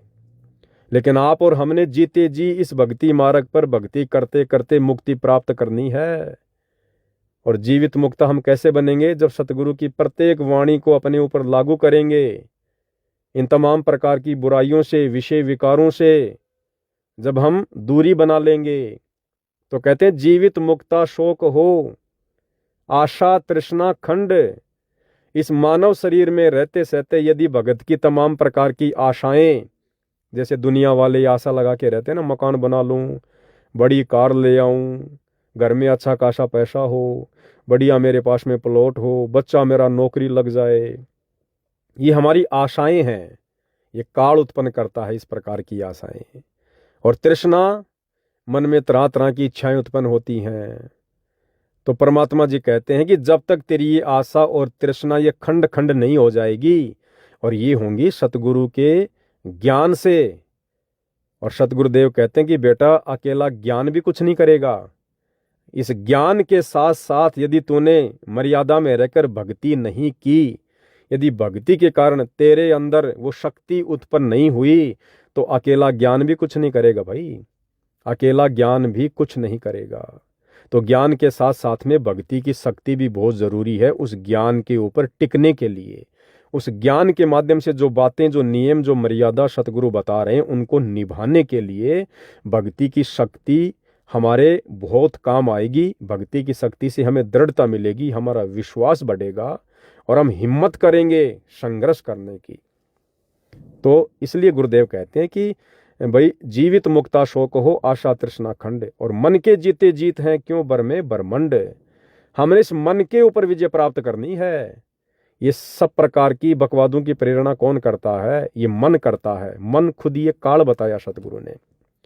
तो हमने सतगुरु के ज्ञान आधार से और सतगुरु की भक्ति मर्यादा में रहकर करके हमने इस मन के ऊपर विजय प्राप्त करनी है। तब भाई और बहनों मरने के बाद हमारी मुक्ति होगी, अन्यथा हमारी मुक्ति नहीं है। ठीक, हम जैसी भक्ति करेंगे, जैसा हमने सतगुरु को दान धर्म किया है, वो तो सतगुरु हमारा रखेगा नहीं, अगले जन्म में दे देगा परमात्मा, जन्मों जन्मों में दे देगा परमात्मा, राजा महाराजा बना देगा, देवताओं का राजा बना देगा, ब्रह्मा विष्णु महेश की पोस्ट दे देगा। लेकिन वो हमारे किस काम की? जिन पदों को प्राप्त करके, जिन सुखों को प्राप्त करके फिर हमें वापस इसी पृथ्वी लोक पर, इसी कर्म क्षेत्र में आना है, 84 लाख योनियों में चक्कर काटना है, तो क्या फायदा? इसलिए सतगुरुदेव भगवान हमें बार बार इन चीज़ों के लिए बोलते हैं कि बच्चों, जीवित मर जाओ, जीवित मर जाओ। अब जीवित मरना, एक जैसे कोई व्यक्ति मर गया, अब मरने के बाद में क्या उस व्यक्ति की कोई इच्छा है? क्या किसी भी प्रकार की कोई डिमांड है उस व्यक्ति की? जो व्यक्ति मरने से पहले 5-5 हजार के जूते पहना करता था, महंगी महंगी रजाई ओढ़ के सोया करता था, महंगे महंगे शर्ट पहना करता था, और मरने के बाद घर वाले उसी व्यक्ति के शरीर पर एक झीनी सी चादर डाल देते हैं, जिसको हम कफन कहते हैं, जिसमें आर पार दिखाई देता है सफ़ेद कपड़ा। क्या वो व्यक्ति जो जीवित रहते समय 5-5 हजार की शर्ट पहना करता था, क्या मरने के बाद वो व्यक्ति कोई ऑब्जेक्शन करता है कि भाई तुम मेरी बेइज्जती कर रहे हो, तुम लोगों ने ये क्या उड़ा दिया मुझे, कम से कम मेरी हैसियत तो देखते? आप उस व्यक्ति को नंगे पैरों शमशान घाट पर लेके जा रहे हो, क्या वो व्यक्ति आपको कहता है कि भैया मुझे जूते तो पहनाए नहीं? क्या उस व्यक्ति की कोई इच्छा है? उस व्यक्ति के पास में उसकी खुद की स्त्री नंगी होकर खड़ी हो जाए, क्या उस मरे हुए व्यक्ति के अंदर शारीरिक संबंध बनाने की इच्छा जागृत होगी? क्यों? क्योंकि वो जीवित मर चुका है, नहीं होगी। तो सतगुरु यही चाहते हैं कि इस भक्ति मार्ग पर हम उनके संकेतों को समझें, हम उनके इशारों को समझें, हम किस मार्ग पर चल रहे हैं। समाज से हम दूर हो चुके हैं, हर प्रकार की सामाजिक रीति रिवाजों से, कुरीतियों से, मर्यादाओं से, प्रथाओं से हम दूर हो चुके हैं। यारी दोस्ती रिश्तेदारी हमारी कोई विशेष नहीं है, क्योंकि वो जगत है, हम भगत हैं। जगत और भगत का ऑटोमेटिक 36 का आंकड़ा हो जाता है, ऑटोमेटिक दूरी बन जाती है, यदि आप वास्तव में मर्यादाओं में रहकर भक्ति कर रहे हैं तो। इस भक्ति मार्ग पर यदि आप मर्यादाओं को हटा देंगे तो जगत में और भगत में कोई अंतर नहीं है। जगत वालों का आपसे कोई द्वेष नहीं होगा, कोई झगड़ा नहीं होगा। यदि आप मर्यादाओं के साथ भक्ति करोगे तो ऑटोमेटिक आपकी और उनकी दूरी बनती चली जाएगी। ये पहचान है कि आप किस लेवल पर भक्ति कर रहे हो, आप कितने मर्यादाओं में है, ये आपके संबंध दर्शा देंगे जगत वालों के साथ। तो आप और हमने इस मार्ग पर जीवित मरने की रिहर्सल करनी है। और ये जो शादी विवाह की बातें जो चल रही हैं, बहन जो कह रही है कि मैं किसी भगत से शादी कर लूँगी, क्या गारंटी है कि शादी करने के बाद, रमेणी करने के बाद, जो भगत आज आपसे अच्छी अच्छी बात कर रहा है कि बहन ठीक है, मेरे भी यही विचार हैं, आपके भी रमेणी को लेकर यही विचार हैं, ठीक है बहन, हम दोनों रमेणी कर लेते हैं, रमेणी के बाद मैं आपको शारीरिक संबंध बनाने के लिए फोर्स नहीं करूँगा, परेशान नहीं करूँगा, हम दोनों मिलकर भक्ति करेंगे। बहन थोड़ा विचार करना, क्या ये संभव है? क्या वर्तमान परिस्थितियों में ये संभव है? जब आप अपने माता पिता के घर में, जब शादी करने को लेकर जो बात छिड़ गई है, आप मना कर रही हैं, घर वाले कहते कि नहीं शादी करनी पड़ेगी, रिश्तेदार दबाव डाल रहे हैं, लोक लाज का मामला है, समाज का मामला है, जब आप अपने घर वालों से संघर्ष नहीं कर रही, कल को आपने उस भगत से शादी कर ली और महीने 2 महीने बाद काल प्रेरणा से वो भगत आपको दबाव डालने लग गया कि भाई एक बच्चा तो पैदा कर ही लेते हैं, उसके बाद फिर हम शारीरिक संबंध छोड़ देंगे, या वो जबरदस्ती करे आपके साथ में, फिर क्या करोगी बहन? फिर क्या करोगी? जो बहन अपने घर में संघर्ष नहीं कर सकती, वो बहन रमेणी होने के बाद अपने पति से क्या खाक संघर्ष करेगी? अपने सास ससुर के साथ में क्या खाक संघर्ष करेगी? यदि संघर्ष करने की स्थिति उस घर में पैदा हो गई तो संघर्ष ही करना तो बहन अपने माता पिता के घर में कर लो ना। इन्हीं को कह दो ना दृढ़ता के साथ। यदि आपको ज्ञान समझ में आ गया है तो, यदि वास्तव में आपकी शादी करने की इच्छा खत्म हो चुकी है तो, यदि आपको इस बात का पता चल गया है कि सतगुरु रामपाल जी के पंथ में अगर शतलोक जाना है, पूर्ण मोक्ष प्राप्त करना है, तो हमने इन बकवादों से हटना पड़ेगा, मन में भी नहीं आने देना है। तो ये संघर्ष आप अपने घर में कर लो ना। कह दो मुझे शादी नहीं करनी है, नहीं करनी है तो नहीं करनी है, भक्ति मार्ग तो छोड़ो। आम समाज में भी बहुत सारी माता बहनें ऐसी हैं जो शादी नहीं करती हैं, जो भी अपना कार्य करती हैं वो कर रही हैं और नेक नीति ईमानदारी से अपना जीवन यापन करती हैं। तो आप तो भक्ति मार्ग में हो, आपके साथ तो सतगुरु है, आपको हिम्मत देने वाला सतगुरु है, उसका ज्ञान है, आप तो संघर्ष कर सकती हो, आपके साथ तो पल पल सतगुरु है। तो आप अपने घर में संघर्ष नहीं कर पा रही तो भला बाहर आप कैसे संघर्ष कर पाओगी।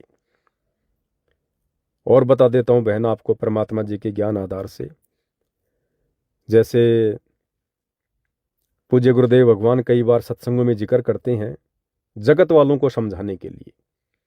जैसे बहुत सारे लोग कहते हैं कि भाई ब्रह्मचारी रहकर ही परमात्मा को पाया जा सकता है, लोग शादियां नहीं करते हैं, घर बार छोड़ जाते हैं। तो इस विषय में सतगुरु रामपाल जी उन जगत वाले लोगों को समझाने की दृष्टि से एक वाणी बोलते हैं कि भाई डेरे डांडे खुश रहो, खुसरे लहना मोक्ष। और ध्रुव प्रहलाद भी पार उतर गए, फिर डेरे में क्या दोष। यानी जो लोग घर बार छोड़ जाते हैं, स्त्री को छोड़ जाते हैं या बाल ब्रह्मचारी रहते हैं, तो उन लोगों को सतगुरु रामपाल जी ध्रुव और प्रहलाद का उदाहरण देते हैं कि भाई तुम लोगों के अनुसार ध्रुव और प्रहलाद की तो मुक्ति हो गई है, तो बताओ ध्रुव प्रहलाद ने कब घर बार छोड़ा, कब अपने माता पिता को छोड़ा। ध्रुव प्रहलाद ने भी शादी की थी, वो भी घरबारी थे, गृहस्थी थे, उन्होंने भी शादी करके बच्चे पैदा किए। तो तुम्हारे अनुसार तो जब ध्रुव प्रहलाद पार हो गए तो नादानो फिर तुम्हारे मोक्ष में क्या दिक्कत है, क्या प्रॉब्लम है, तुम क्यों घर छोड़ के जा रहे हो, तुम क्यों स्त्री से इतनी नफरत करते हो। लेकिन बहन ये बात सिर्फ और सिर्फ गुरुजी उन लोगों को समझाते हैं जो लोग सत भक्ति तो कर नहीं रहे और देखा देखी किसी दूसरे संत महात्मा के विचारों से प्रेरित होकर शादी नहीं करते हैं या फिर घर बार छोड़ जाते हैं, बाल ब्रह्मचारी रहने का दावा करते हैं। ये केवल उन आत्माओं को परमात्मा ने इस सत्संग के माध्यम से कहा है कि भाई ध्रुव प्रहलाद ने भी तो शादी की थी, बच्चे पैदा किए थे, जब उनका मोक्ष हो गया तो तुम्हारा क्यों नहीं होगा।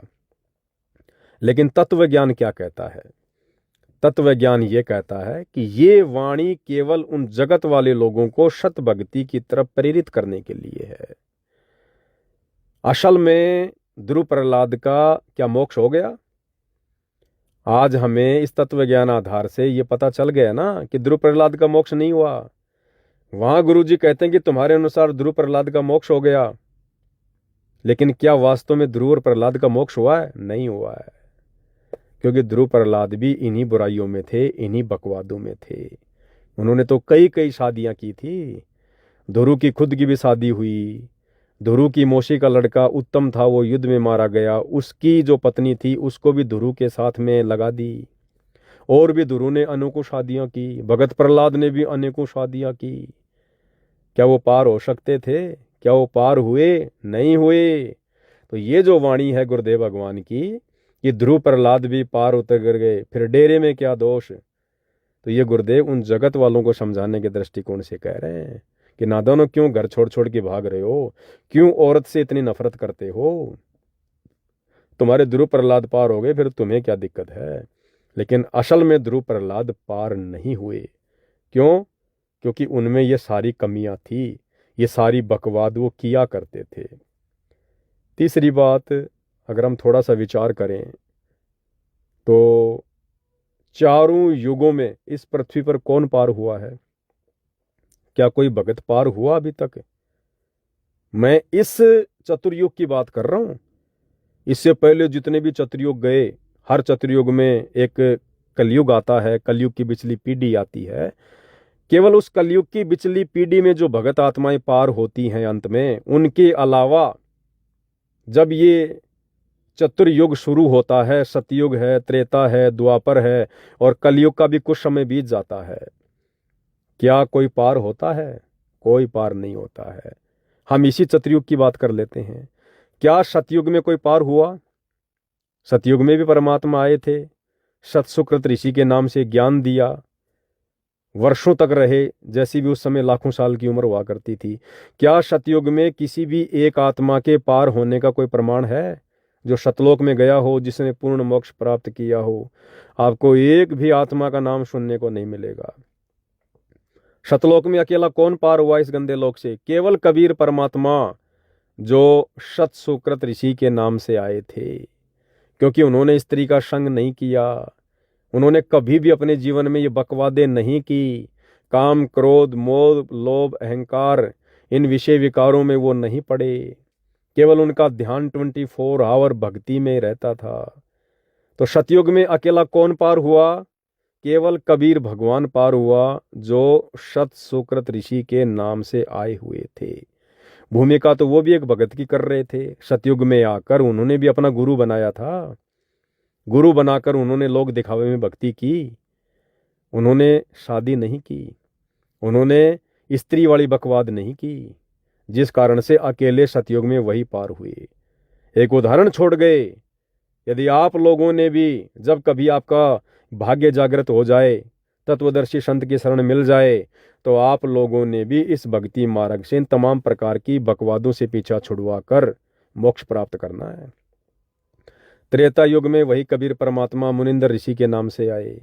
उसी प्रकार से उन्होंने लीला की। एक कमल के विकसित फूल पर शिशु रूप में प्रकट हुए, एक निसंतान दंपत्ति उठाकर अपने घर ले गए। फिर बड़े होकर परमात्मा ने गुरु धारण किया। फिर उन्होंने भक्ति की, भगत बनकर लोगों को संदेशा दिया, गुरु बनकर। त्रेता युग में अकेला कौन पार हुआ? केवल कबीर परमात्मा पार हुए। उनके अलावा पूरे त्रेता युग में किसी के भी पार होने का कोई प्रमाण नहीं है। क्यों? क्योंकि जितने भी उनके शिष्य बने, वो बकवादों से पीछे नहीं हटे। कोई न कोई विकार उनको घेर के रखता था, पार नहीं हो पाए। फिर द्वापर युग में वही कबीर परमात्मा करुणा में ऋषि के नाम से आते हैं। उसी प्रकार से कमल के फूल पर आते हैं, निसंतान दंपत्ति उठाकर ले जाती है, बड़े होकर गुरु बनाते हैं, ज्ञान प्रचार करते हैं, भगत की भूमिका करते हैं। क्या पूरे द्वापर युग में करुणा में ऋषि के अलावा एक भी आत्मा के पार होने का कोई प्रमाण है? कोई आत्मा पार नहीं हुई, क्योंकि हम सब किसी न किसी विकार में जकड़े हुए थे। फिर कलयुग में वही कबीर परमात्मा अपने वास्तविक नाम, अपने वैदिक नाम कबीर देव के नाम से आया, जिन्हें हम कबीर दास कहते हैं। क्या उस समय जो कलयुग का प्रथम चरण था 650 साल पहले का, 64 लाख उनके शिष्य हुए। कबीर जी ने खुद एक भगत की भूमिका करके दिखाई। पंडित रामानंद जी को अपना मुंह बोला गुरु बनाया। क्या अंत में कबीर जी के अलावा कोई सतलोक गया? 64 लाख में से एक भी भगत नहीं गया, नहीं जा पाया। क्यों? क्योंकि हम किसी न किसी विकार में उलझे हुए थे। और जब तक हम इस भक्ति मार्ग पर अपने गुरु के पद चिन्हों पर चलते हुए उनके जैसे नहीं बन जाएंगे, जैसे गुरुदेव कहते हैं कि जीव कभी पीव नहीं हो सकता, पीव यानी परमात्मा, लेकिन परमात्मा जैसे गुण उसने अपने अंदर धारण करने पड़ेंगे। परमात्मा काम, क्रोध, मोह, लोभ, अहंकार से दूर होता है। आप और हमने भी दूर हटना पड़ेगा, अपने अंतरात्मा को साफ करना पड़ेगा। तो 650 साल पहले 64 लाख में एक भी भगत पार नहीं हुआ। अकेले कबीर परमात्मा ही सतलोक से आए थे और अकेले कबीर परमात्मा ही भक्ति करके दिखा के वापस सतलोक गए, मगर से सशरीर, और कोई नहीं जा पाया। यही कारण था क्योंकि हम उनके जैसे नहीं बन पाए। कीट न जाने भृंग को, यूं सतगुरु कर ले आप समान, गुरु को कीजिए दंडवत कोटि कोटि प्रणाम। क्योंकि हम सतगुरु के जैसे नहीं बन पाए, हम अपनी आदतों को नहीं सुधार पाए, हम उनके वचनों पर, उनकी वाणियों पर, उनकी शिक्षाओं पर अमल नहीं कर पाए, हम अपने आप को इन बुराइयों से दूर नहीं कर पाए। आज इस कलयुग की बिचली पीढ़ी में वही कबीर भगवान, वही कबीर परमात्मा खुद आया हुआ है। आज भी यदि हम वही गलती करेंगे जो गलती हम युगों युगों से करते आ रहे हैं, कैसे पार होंगे? हो ही नहीं पाएंगे। इसलिए दास की ये विनती है, दास का ये निवेदन है गुरुदेव के ज्ञान आधार से, कि हम जिस भक्ति मार्ग पर चल रहे हैं, ये भक्ति मार्ग दुनिया के भक्ति मार्ग से अलग है। दिन और रात का अंतर है। जिस प्रकार झूठ में और सच में कितना अंतर होता है, सफेद में और काले में कितना अंतर होता है, कौड़ी में और सोने में कितना अंतर होता है, इतना अंतर इस कबीर परमात्मा सतगुरु रामपाल जी के पंथ में अन्य पंथों को यदि हम तुलनात्मक रूप से देखें तो इतना अंतर है। तो आप और हमारी क्रिया, आप और हमारे नियम, हमारी मर्यादा, ये टोटली सामाजिक लोगों से या जगत के लोगों से भिन्न है। हमने समाज को देख के इस भक्ति मार्ग पर नहीं चलना, हमने अनुपदेशी रिश्तेदारों को देखकर इस मार्ग पर नहीं चलना, हमने समाज की व्यर्थ की परंपराओं को, कुरीतियों को, रीति रिवाजों को देखकर नहीं चलना है। यदि हम अपने सतगुरु को देखकर चलेंगे, उनकी शिक्षाओं पर चलेंगे, तो हमारा जगत से ऑटोमेटिक 36 का आंकड़ा हो जाएगा, 36 का। हम उनको फूटी आंख भी नहीं सुहाएंगे, फूटी आंख भी। जिस प्रकार पहले के समय में जातिवाद कितना भयंकर फैला हुआ था, ये ब्राह्मण लोग, ये पंडित लोग शूद्रों को अपने निकट भी नहीं बैठने दिया करते थे। ठीक यही स्थिति यदि कोई भगत ब्राह्मण जाति से है, क्षत्रिय जाति से है, और यदि वो अपने गुरु के प्रत्येक वचन पर दृढ़ता से चल रहा है, तो ब्राह्मण जाति का होने के बावजूद भी समाज के अन्य वर्ग के लोग, चाहे वो दलित वर्ग है, शूद्र वर्ग है, वो लोग भी, जो लोग सतगुरु रामपाल जी की भक्ति से दूर हैं, और जो भगत सतगुरु रामपाल जी का, चाहे वो ब्राह्मण जाति का है, अगर वो सतगुरु रामपाल जी की प्रत्येक मर्यादाओं में रहकर भक्ति कर रहा है, तो वर्तमान में वो शूद्र जाति के समझे जाने वाले लोग भी सतगुरु रामपाल जी के ब्राह्मण जाति के भगत से उतनी नफरत करेंगे, उतनी ही ईर्ष्या करेंगे अज्ञानता में। ये 36 का आंकड़ा ऑटोमेटिक हो जाएगा। 36 के आंकड़े का मतलब है आपकी और उनके विचार दूर दूर तक मेल नहीं खाएंगे। जिस प्रकार गधे और गाय की जो क्रिया होती है, जो स्वभाव होता है, उसमें रात और दिन का अंतर हो जाता है। तो ये स्थिति उस भगत की हो जाएगी जो वर्तमान में सतगुरु रामपाल जी से उपदेश लेकर उनकी प्रत्येक मर्यादाओं में चल रहा होगा। और भाई, यदि आप भगत हैं और आपके रिश्तेदार भी आपसे खुश हैं, आपके दोस्त भी आपसे खुश हैं, आपके अन्य जो गवांडी हैं, भाई हैं, आसपास के गांव के लोग हैं, सामाजिक लोग भी आपसे खुश हैं, तो समझ लीजिए आप भक्ति के निकट भी नहीं हैं, आप सतगुरु की मर्यादाओं में नहीं हैं। तो भाई, बहन से मैं यही प्रार्थना करूंगा, यही विनती करूंगा, बहन, ये सतगुरु का मार्ग है, और इस मार्ग पर आप और हमने केवल सतगुरु को देख कर ही चलना है, केवल सतगुरु को देखकर। यदि आप एक बार इस चक्कर में पड़ गई, शादी विवाह के चक्कर में, बहन, आप फिर निकल नहीं पाओगी, क्योंकि आप साध संगति से जुड़ गई हो और आपको हर प्रकार की बातों का ज्ञान है। अब यदि आपने ये रमेणी करने की गलती की, देखो, रमेणी करना गलत नहीं मानता मैं, ठीक है, आपने रमेणी कर ली, सामने वाले भगत ने भी आपको विश्वास दिला दिया कि ठीक है भाई, मैं आपके साथ में किसी प्रकार से कोई बकवाद नहीं करूंगा, हम भाई बहन का जीवन जिएंगे, हम भक्ति करेंगे। लेकिन क्या गारंटी है इस बात की, क्या गारंटी है कि आगे चलकर आपने जिस भगत भाई के साथ में रमेणी की है अपना भाई समझकर, कि भाई ये मुझे परेशान नहीं करेगा, किसी प्रकार की दिक्कत नहीं होने देगा, मुझे फोर्स नहीं करेगा, क्या गारंटी है कि रमेणी होने के बाद वो आपके साथ में वैसा ही व्यवहार करेगा जैसा उसने रमेणी से पहले आपसे वायदा किया था?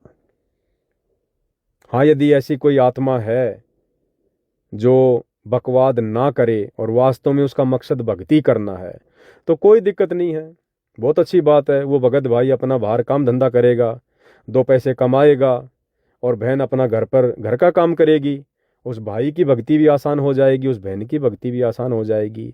है तो तरीका बहुत अच्छा, लेकिन क्या वर्तमान परिस्थितियों में संभव है? क्योंकि आपके जो विचार हैं बहन, वो अभी थोड़े लोक लाज वाले हैं, ज्ञान की थोड़ी सी कमी झलक रही है। यदि आप में इतनी दृढ़ता है तो आप अपने भाई से कह दो, अपने पिताजी से कह दो, अपने रिश्तेदारों से कह दो कि भाई मैंने अपना निर्णय कर लिया है, मुझे भक्ति करनी है, मुझे मोक्ष प्राप्त करना है, मैं शादी नहीं करूंगी, ना जगत में ना भगत समाज में। और यदि मैं भक्ति कर रही हूं तो फिर मेरा साथी मेरा परमात्मा है। क्योंकि जगत वाले कई तरीके से हमारे को डराएंगे, भाई बुढ़ापे में तेरा क्या होगा, तेरे कोई संतान नहीं है, तेरा कोई पति नहीं है, आगे चलकर तेरा क्या होगा, बुढ़ापे में तेरा कौन सहारा बनेगा, तेरे को कौन रोटी देगा। तो ये तो जगत वालों की सोच है। आप उनको बोल दीजिए कि आपने मेरी शादी कर दी, कल को मैंने शादी कर ली आपके कहने से, और मेरे 2 बच्चे भी पैदा हो गए, और आगे चलकर किसी दुर्घटना में मेरे दोनों बच्चे मर गए, मेरा पति मर गया, फिर क्या होगा, फिर तुम दोगे रोटी। अगर ऐसी घटना मेरे साथ में घट गई तो आगे चलकर मुझे आजीवन रोटी तुम दोगे क्या, लिख कर दे दो मुझे। तो बहन जी अगर वो लिख कर दे दें तो भी हमने नहीं करनी है, क्योंकि भगत का साथी भगवान है। आपने त्रिलोचन भगत की कथा सुनी होगी। वो बीमार था, उसका नौकर बोला जी मैं अपने घर पर जा आता हूँ, काफी दिन हो गए। नौकर चलने लगा तो त्रिलोचन भगत की जो तबीयत थी ज्यादा बिगड़ गई, दस्त हो रहे थे। तो नौकर ने कहा कि गुरुजी मैं बाद में जाऊंगा, अभी आपकी तबीयत ज़्यादा खराब हो गई। लेकिन महाराज जी ने कहा कि नहीं नहीं कोई बात नहीं, तेरे को काफ़ी दिन हो गया, तू जा, मैं संभाल लूंगा। उसके जाते ही भगत की तबीयत और खराब हो गई। उसी समय परमात्मा उस नौकर का रूप बनाकर आ गया, और 1 महीने तक, जब तक वो नौकर गांव से वापस नहीं आया, अपने भगत की परमात्मा ने नौकर बनकर सेवा की, उसका टट्टी तक उठाया परमात्मा ने। कभी कभार वो त्रिलोचन जो परमात्मा नौकर बने हुए थे उसको अपना ही नौकर समझकर, वो भगत समझकर, त्रिलोचन कभी कभार उसको डांट भी मार दिया करता था कि भाई तू ढंग से सेवा क्यों नहीं करता। परमात्मा किसी बात का बुरा नहीं माने। और जिस दिन वो नौकर आया उससे आधा घंटे पहले परमात्मा वहां से अंतर्ध्यान हो गए। तो ये बातें तो इस भक्ति मार्ग पर हमने सोचनी नहीं है बहन। इस भक्ति मार्ग में सतगुरु रामपाल जी के हजारों की संख्या में ऐसे फॉलोवर हैं, ऐसी शादीशुदा दंपत्तियां हैं जिनके संतान नहीं है, ना बेटा है ना बेटी है। तो बूढ़ा तो कल को उनको भी होना है, तो क्या वो भी अपने मन में ये शंका पाल के बैठ जाएं कि भाई संतान तो हमारे है ही नहीं, कल को हम भी बूढ़े हो जाएंगे, फिर बुढ़ापे में हमारी सेवा कौन करेगा, हमारे को कौन रोटी बना के देगा, कौन हमारे कपड़े धोएगा। तो ये तो व्यर्थ की काल प्रेरणा है, व्यर्थ की काल प्रेरणा। अरे सतगुरु उसी को कहते हैं कि सतगुरु जो चावे सो कर ही भरम पड़ो मत कोई, सेऊ दड़ पर शीश चढ़ाया पाछे करी रसोई। आने वाले समय में पृथ्वी का माहौल क्या होने वाला आपको पता है ना। ऐसे ऐसे भगत होंगे, ऐसी ऐसी बहनें होंगी जो सतगुरु से हाथ जोड़ जोड़ के विनती करेंगी कि हे गुरुदेव उस बहन की सेवा मुझे दे दो, उस भाई की सेवा मुझे दे दो, उस दंपत्ति की सेवा मुझे दे दो जिनके कोई संतान नहीं है, जो वृद्ध हो चुके हैं। हम अपने माता पिता से भी श्रेष्ठ मान के उनकी सेवा करेंगे। ऐसी दया, ऐसे परोपकार की भावना आने वाले समय में आत्माओं के हृदय में सतगुरु ठोक ठोक के भर देगा, ठोक ठोक के। खुद के सगे बेटा बेटी भी माता पिता की वो सेवा नहीं कर पाते जो सेवा परमात्मा अपने भक्तों के माध्यम से उन आत्माओं की करवा देगा जिनके आज कोई संतान नहीं है। ये तो बहुत आगे की बात है, हमने तो विचार भी नहीं करना चाहिए इन बातों के ऊपर, विचार भी। ये परमात्मा है, समर्थ है, ना जाने क्या से क्या कर दे। तो बहन देखो, अब ये आपका अपना फैसला है, आपने शादी या रमेणी करनी है या नहीं करनी है, किसके साथ करनी है, कहाँ करनी है, ये आपका अपना फैसला है। मैंने आपको जो भी बातें बताई हैं पूज्य गुरुदेव भगवान के ज्ञान आधार से बताई है। निष्कर्ष यही है, यदि आपको साथ संगति से जुड़कर ये ज्ञान समझ में आ गया है और यदि आपका लक्ष्य केवल अपनी आत्मा का मोक्ष करवाना है, तो बहन जी ये शादी विवाह वाली बकवाद इस मार्ग में नहीं चलेगी। शादी विवाह वाली बकवाद का मतलब है भले आप रमेणी कर लो, भले शादी कर लो, मैं उसके विरोध में नहीं हूं, लेकिन रमेणी या शादी करने के बाद और इस समय साथ संगति से जुड़ने के बाद यदि फिर आप लोगों ने एक दूसरे को पति पत्नी की नज़र से देखा, मन में कोई दोष प्रकट हुआ या गलती से आप लोगों ने शारीरिक संबंध बना लिए, तो बहन फिर मामला बिगड़ जाएगा, फिर मौका नहीं है।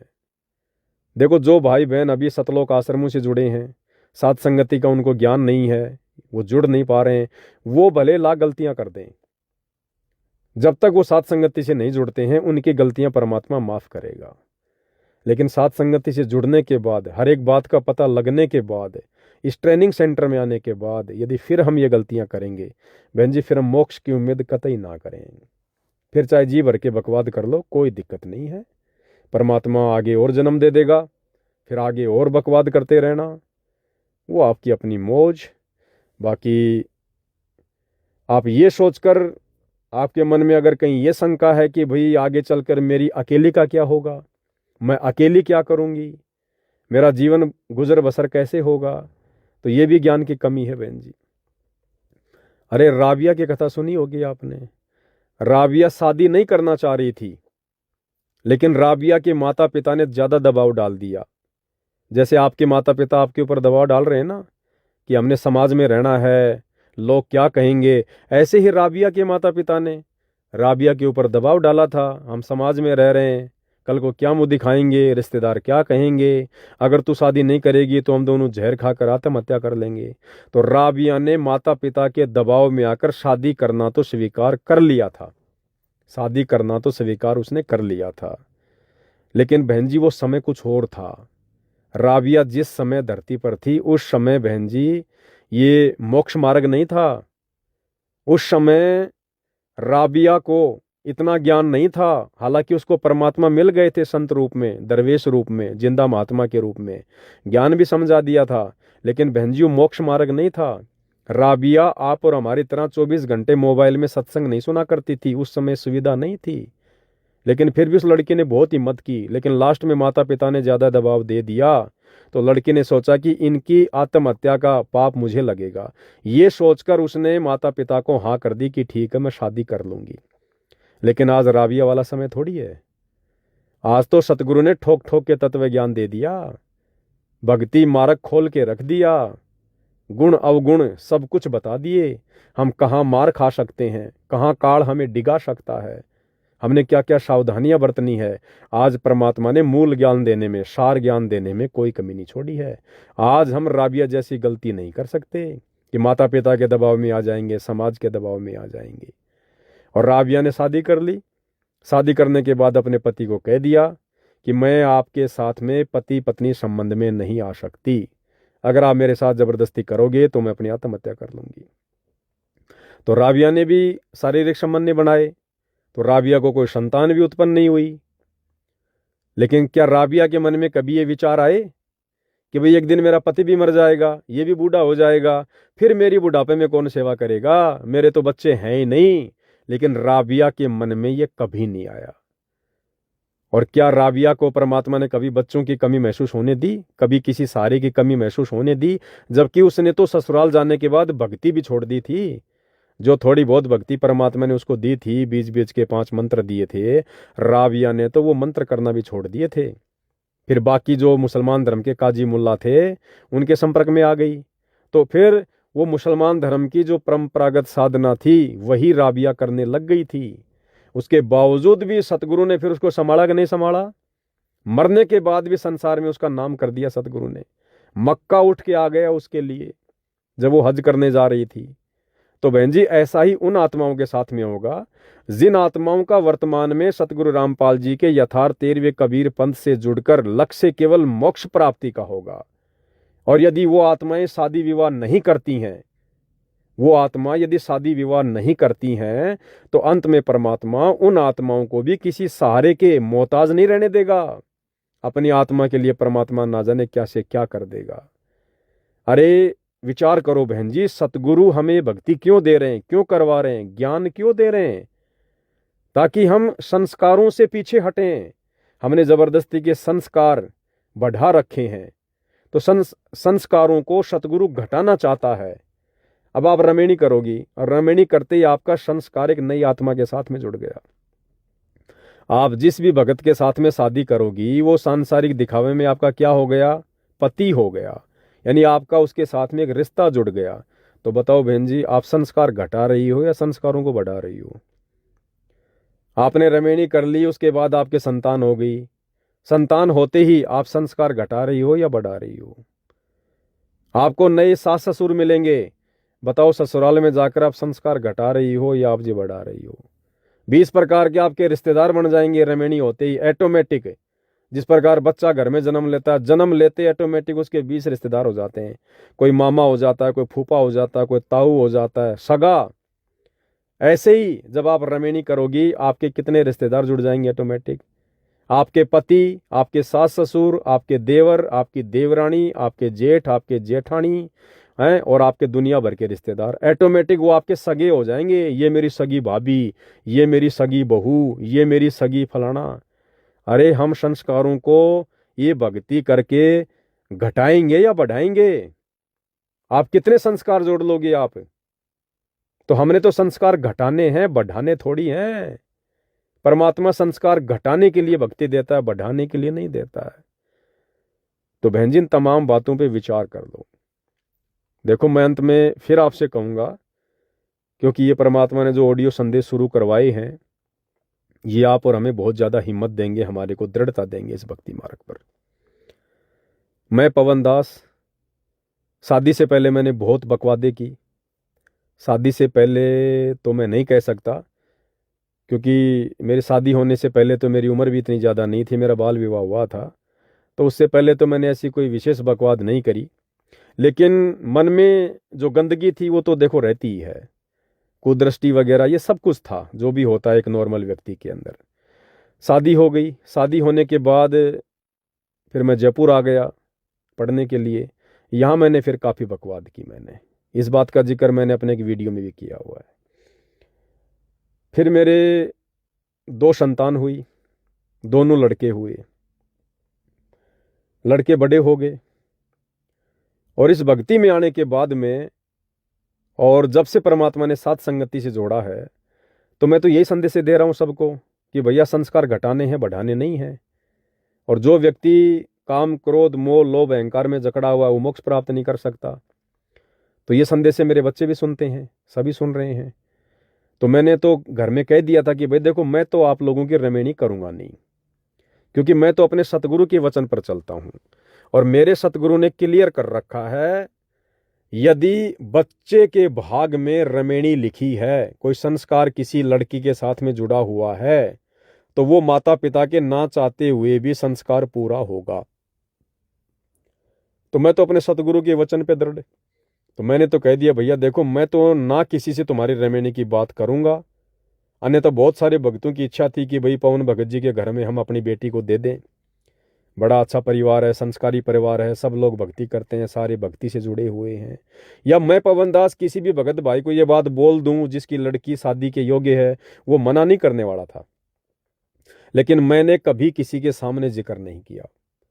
और इस बात के चलते, थोड़े बहुत भय के चलते, सामने वाले ने भी मेरे से कोई जिक्र नहीं किया कि पवन भगत जी तो दिन रात ये संदेशा देते हैं कि भाई इन बकवादों से दूर हटो, तो हम भला इनसे कैसे बातें करें। तो मैंने तो ठान लिया था, और मैंने बच्चों को भी बोल दिया था, भैया देखो, मैं कोई बातचीत नहीं करूंगा। लेकिन अब मेरे लड़के का, मेरे बड़े लड़के का संस्कार जुड़ा हुआ था भाई। परमात्मा की कहावत यहां सिद्ध हो गई। वो अपना ऑनलाइन, जैसे भी आजकल आप देखते हो सोशल मीडिया के ऊपर, जो है किसी लड़की से संपर्क हो गया। आपस में इनकी बातचीत चल रही थी, मुझे इन बातों का पता नहीं है। वो लड़की भगत समाज से नहीं है, वो जगत से है। इनका आपस में कोई बातचीत हो रही थी। तो ऐसे ही एक समय लड़के ने मेरे से बोलना भी चाहा, लेकिन मैंने उसकी बात को अनसुना कर दिया। एक समय फिर ऐसा आ गया, ये अभी तकरीबन 1.5 साल पहले की बात है, 1 साल पहले की बात है। लड़का अचानक से मेरे सामने आया और बोला, मुझे 1000 रुपये चाहिए। तो मेरे पास तो सेवा के पैसे थे। तो मैंने कहा, भैया किस लिए चाहिए? तो इसने कहा कि ऐसे ऐसे वो लड़की अपने घर से निकल चुकी है और वो बस अड्डे पर बैठी है और उसके पास में किराया नहीं है। तो मैंने कहा, भैया मैं तुझे 1000 रुपये नहीं दे सकता, ये पैसा मेरा नहीं है, ये पैसा सेवा का है, ये पैसा संगत का है। और यदि मैंने संगत के इस सेवा के पैसे में से तेरे को 1000 रुपये दे दिए और तू वो काम करने जा रहा है जिस काम के लिए मैं संगत को मना कर रहा हूं, तो ये पैसा मैं तुझे नहीं दे सकता। मैंने लड़के को मना कर दिया। मैंने कहा भाई तू कहीं और से अपना इंतज़ाम कर ले। एक आध भगत का मैंने उसको नाम बता दिया कि आप उस भगत से ले सकते हो। तो लड़के ने उस भगत को फ़ोन किया, उससे पैसे लिए, वो पैसे उस लड़की को भेजे। वो लड़की सुबह जयपुर आ गई। जयपुर आ गई तो उसके बाद वो लड़की को लेकर आ गया, घर पर ले आया। अब भाई हम भी कुछ ज़बरदस्ती नहीं कर सकते, क्योंकि लड़का भी समझदार है, लड़के भी बालिग, वो भी बालिग, कानूनन दृष्टि से दोनों अपना फैसला ले सकते हैं, कोई बात नहीं है। घर पर लड़की आ गई, मैं भी घर पर गया, बातचीत हुई, दोनों को बैठ के मैंने तो वही बातें समझाई कि भाई अगर घर छोड़ के आई है तो पहले तो ये बता तू आई किस आधार से है, तेरे माता पिता को बता के आई है या नहीं आई है। अगर नहीं बताई तो भाई हम उसको सूचना देंगे, कल को वो कोई मुकदमा करेंगे, कहीं ढूंढने का प्रयास करेंगे, तो फिर हम भी उसमें दोषी बनेंगे। तो उसने कहा कि मैं सर्वसहमति से आई हूँ, माता पिता मेरी शादी कहीं और करना चाह रहे थे, मुझे वो पसंद नहीं था, मेरा यहाँ इस लड़के से बातचीत हो रही थी, मैंने घर वालों को साफ साफ मना कर दिया। तो घर वालों ने मुझे कहा कि भाई फिर तू इस घर में नहीं रह सकती, तू उसी के पास जा। तो फिर मैं घर वालों से सब बातचीत करके फिर मैं यहाँ आई हूँ। फिर आगे चलकर उनके घर वालों से भी बात करवाई गई, हमने भी बातचीत की, वो भी सहमत थे कि ठीक है साहब, इसने जो फैसला ले लिया वो ठीक है, हमें कोई दिक्कत नहीं है। तो कहने का मतलब है, मैंने अपने लड़के की कहीं कोई रमेणी की बातचीत नहीं की, कोई शादी की बातचीत नहीं की, यानी मेरी इच्छा नहीं थी। लेकिन माता पिता के ना चाहते हुए भी उस लड़के की रमेणी उस लड़की से होनी थी, वो संस्कार उसके भाग्य में लिखा हुआ था, तो उसका संस्कार जुड़ गया। हालांकि बहुत अच्छी आत्मा घर में आई है, ऐसी कोई बात नहीं है, परमात्मा की भक्ति कर रही है, और भक्ति लड़का उसको पहले से ही करवा रहा था, यानी 2-3 साल से उनका अफेयर चल रहा था, केवल मोबाइल पे बातचीत होती थी, वैसे वो कभी नहीं मिले थे। तो लड़का उसको यही कहता था, देखा हमारे घर में तेरे को रहना है तो ये हमारी भक्ति है, हमने ऐसे ऐसे नाम ले रखा है। तो लड़का उसको 3 साल से ही आरतियाँ भी करवा रहा था, आरतियाँ भी उसको भेज रखी थी। तो जैसे वो लड़की घर पे आई और जब हमने संध्या आरती की तो मुझे बड़ा आश्चर्य हुआ, वो सारी संध्या आरती उसको याद है पूरी कंप्लीटली, सुबह का नित्य नियम पूरा उसको याद है, रमेणी उसको पूरी याद है, सारी नियम मर्यादा उसको याद है। तो मुझ पवन दास के लिए किसी भी प्रकार से कोई बाधा उत्पन्न नहीं हुई। तो कहने का मतलब ये है भाई और बहनों, देखो मेरी कोई इच्छा नहीं थी, लेकिन उसका संस्कार भगवान ने जोड़ रखा था, तो मुझ पवन दास के ना चाहते हुए भी वो संस्कार जुड़ गया। तो बहन, यदि आपका संस्कार परमात्मा ने कहीं जोड़ रखा है तो आप टेंशन मत करो, आप चिंता मत करो, आप किसी भगत भाई से, अपने गुरु भाई से अपनी रमेणी की बातें करके मर्यादा मत तोड़ो, अपने कर्म खराब मत करो। अगर भगवान ने आपका संस्कार जोड़ रखा है तो समय आने पर ऑटोमेटिक आपकी रमेणी हो जाएगी, सारे काम सेट हो जाएंगे, आप अपनी तरफ से कोशिश ना करो। बाकी देखो आपके अपने संस्कार, परमात्मा की मर्जी, दास इसमें ज़्यादा कुछ नहीं कह सकता। दास ने वही विचार आपको बताए हैं, आपके सामने रखे हैं, जो गुरुदेव की शिक्षाओं में है, जो गुरुदेव की मर्यादाओं में है। बाकी भाई मोक्ष प्राप्त करना है, वास्तव में अपना आत्म कल्याण करवाना है, काल के बंधन से छूटना है, तो सतगुरु कभी भी सीधे सीधे शब्दों में नहीं कहेगा कि इस पंथ में रमेणी मत करो। अगर सतगुरु ने यह नियम लागू कर दिया जो कि सर्वप्रथम लागू करने योग्य है, अगर सतगुरु ने यह नियम लागू कर दिया होता तो हम तुच्छ बुद्धि जीव कभी भी सतगुरु की भक्ति को स्वीकार नहीं करता कि ये नया बाबा आ गया, ये तो कह रहा कि बच्चों की शादी भी मत करो, शादी विवाह मत करो, बच्चे पैदा मत करो।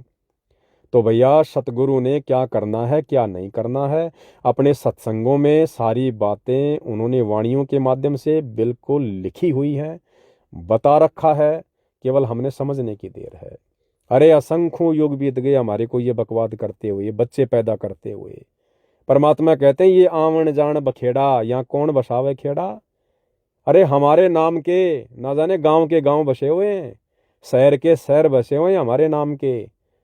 जिन जन्मों में हमने शादियां कर करके बच्चे पैदा कर करके हमने जो काल का भोजन तैयार किया था, आज हमें याद भी नहीं है, और हमारे नाम के गांव बस रहे हैं, शहर के शहर बस रहे हैं। क्या कर लिया हमने वो बच्चे पैदा करके? मरने के बाद हम गधे बने, हम कुत्ते बने, शुअर बने। क्या वो उन बच्चों ने हमें बचाया? किसी जन्म में हम सेठ थे, हम राजा थे, हमने कितनी शादियां की, कितने हमने बच्चे पैदा किए। अगला जन्म हमारे को ऐसे गरीब के घर में मिल गया, हमारे ऊपर जन्म लेते ही जो है माता पिता का कर्जा हमारे सिर पर आ गया। क्या वो पिछले जन्म वाले बेटा बेटी क्या हमारा कर्जा उतारने आए? पता भी नहीं। तो भाई और बहनों, ये झगड़े, ये लफड़े हमने असंख्य युगों से असंख्य बार किए। इनका रिटर्न क्या मिला? हमें इनका हमें इनका प्रतिफल क्या मिला? हमें इसका फायदा क्या मिला? वो चीज देखो। तो ये जो जन्म है, ये जन्म तो हमने अपने आप को जीवित मारना पड़ेगा, जीवित मारना पड़ेगा, हमने जीवित मरना पड़ेगा हमने। जैसे गुरुदेव भगवान कहते हैं ना कि कोटि शीश तूने दे दिए यमराजा की फेट, कि हे नादान प्राणी, तूने करोड़ों मनुष्य जन्म बर्बाद कर दिए इस काल के चक्कर में पड़कर, इसकी बकवादों में पड़कर। कोटि शीश तूने दे दिए यमराजा की फेट, एक शीश देकर देख ले सतगुरु अपने की भेंट। गुरुदेव कहते हैं एक शीश तू प्यार प्रेम से, स्वयं की इच्छा से, इस ज्ञान को समझकर अपने सतगुरु के चरणों में भेंट कर दे। शीश भेंट करने का मतलब है मर जा, जीवित मर जा, आशा तृष्णा खंड कर दे इस ज्ञान को आधार बनाकर कि असंख्य जन्म मैंने इस काल के लोक में बर्बाद कर दिए, ये ब्याह शादी करके, ये बकवाद करके, राजनीतियां करके मुझे क्या मिला सिवाय लक 84 के, नरक भोगने के। और एक शीश यदि मैं आज अपने सतगुरु को दे दूंगा, यानी उनकी शिक्षाओं पर चलते हुए जीवित ही मर जाऊंगा, तो मेरा एक ही जन्म में सतगुरु उद्धार कर देगा, मेरा मोक्ष कर देगा। और वैसे भी भाई और बहनों, ना तो किसी शास्त्र में लिखा हुआ, ना ये विज्ञान कह रही कि यदि आप शादी नहीं करोगे, आप स्त्री के साथ बकवाद नहीं करोगे, सेक्स नहीं करोगे, तो आप मर जाओगे या आपके शरीर में फोड़े पड़ जाएंगे। कहीं लिखा हुआ है क्या? साइंस तो उल्टा ये कहती है, यदि आप अपने पुरुषार्थ को बचा के रखोगे, आप अपने शुक्राणुओं को यदि आप जी बचा के रखोगे, आप तो लंबा लंबा जीवन जियोगे, तंदुरुस्त तो आपका शरीर होगा, मस्तिष्क आपका मजबूत होगा, अच्छे विचार आएंगे आपके अंदर, शरीर में रोग नहीं होगा। विज्ञान तो ये कहती है। और वैसे भी भाइयों और बहनों, असंख्य जन्म मिले हमें, असंख्य जन्मों में हमने हर प्रकार के जन्म पाए हैं। हमने जो है नपुंसक के भी हमने जन्म प्राप्त किए हैं, हमने किन्नर के भी हमने जन्म प्राप्त किए हैं। बताओ उस समय फिर क्या हुआ होगा? तो ये सोच लो, ये जन्म भी हमारा किन्नर का ही है। इस भक्ति मार्ग में आने के बाद पहले चाहे हमने कितनी बकवाद कर लियो, ये जन्म भी सोच लो हम हिजड़े हैं, हिजड़े, हम किन्नर हैं, हम किन्नर। ये सोचकर ही सतगुरु के चरणों में पड़े रहो, इस मन की बकवादों से दूर बने रहो। बाकी भाई बकवाद करने वाला ना आज से पहले कभी पार हुआ, ना आगे कोई पार होगा, ये सतगुरु ने बिल्कुल क्लियर कर दिया। क्योंकि काल ने यही बकवाद करनी चाहिए थी, की भी नहीं थी, ये बकवाद करनी चाहिए थी। और इस बकवाद को करने की जब उसके मन में आई, उसने प्रयास किया, तो सतगुरु ने सतलोक से धक्के देकर निकाल दिया। तो अब ये जो भक्ति मार्ग है सतगुरु रामपाल जी का, ये सतलोक समझ लेना, सतलोक। और इसके मार्ग में आने के बाद ये बकवाद करना तो दूर, यदि हमने इस प्रकार की बकवाद करने की भी सोची, मन में कोई इच्छा रखी, तो भाई ये सतगुरु हमें सतलोक में नहीं लेकर जाएगा।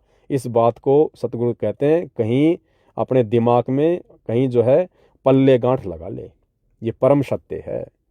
तो भाइयों और बहनों, परमात्मा जी के आशीर्वाद से ज़्यादा कुछ कहूँगा तो संदेश लंबा हो जाएगा। कहते हैं समझदार को संकेत ही काफ़ी है। हो सकता है बहन को बात समझ में आ गई होगी, या बहन जैसी सोच यदि वर्तमान में अन्य भगत भाई बहन भी रखते होंगे, तो उम्मीद करूँगा उनकी शंकाओं का भी समाधान हो गया होगा। तो आज के संदेश में केवल इतना ही। आगे यदि किसी भगत भाई की कोई शंका है तो निसंकोच मुझ पवन दास को इसी फेसबुक पेज 90 डिग्री के माध्यम से मैंने आपको जो मेरे मोबाइल नंबर दिए हैं व्हाट्सएप के 8769548494, आप अपनी कोई भी शंका निसंकोच होकर भेज सकते हैं। किसी भी प्रकार की शंका हो, गुरुदेव भगवान के आशीर्वाद से जितनी मेरे को सद्बुद्धि प्राप्त है, अवश्य मैं आपको उसका जवाब देने का पूरा मैं प्रयास करूँगा। और उम्मीद करूँगा आप इन बातों को हल्के में ना लेकर सतगुरु के ज्ञान आधारित वचनों से मेल करके आप अपने जीवन में लागू करोगे, ताकि हमारी भक्ति बने और सतगुरु हमसे प्रसन्न हो और हमारा इसी जन्म में आत्म कल्याण हो। बंदी छोड़ सतगुरु रामपाल जी परमेश्वर जी की जय हो।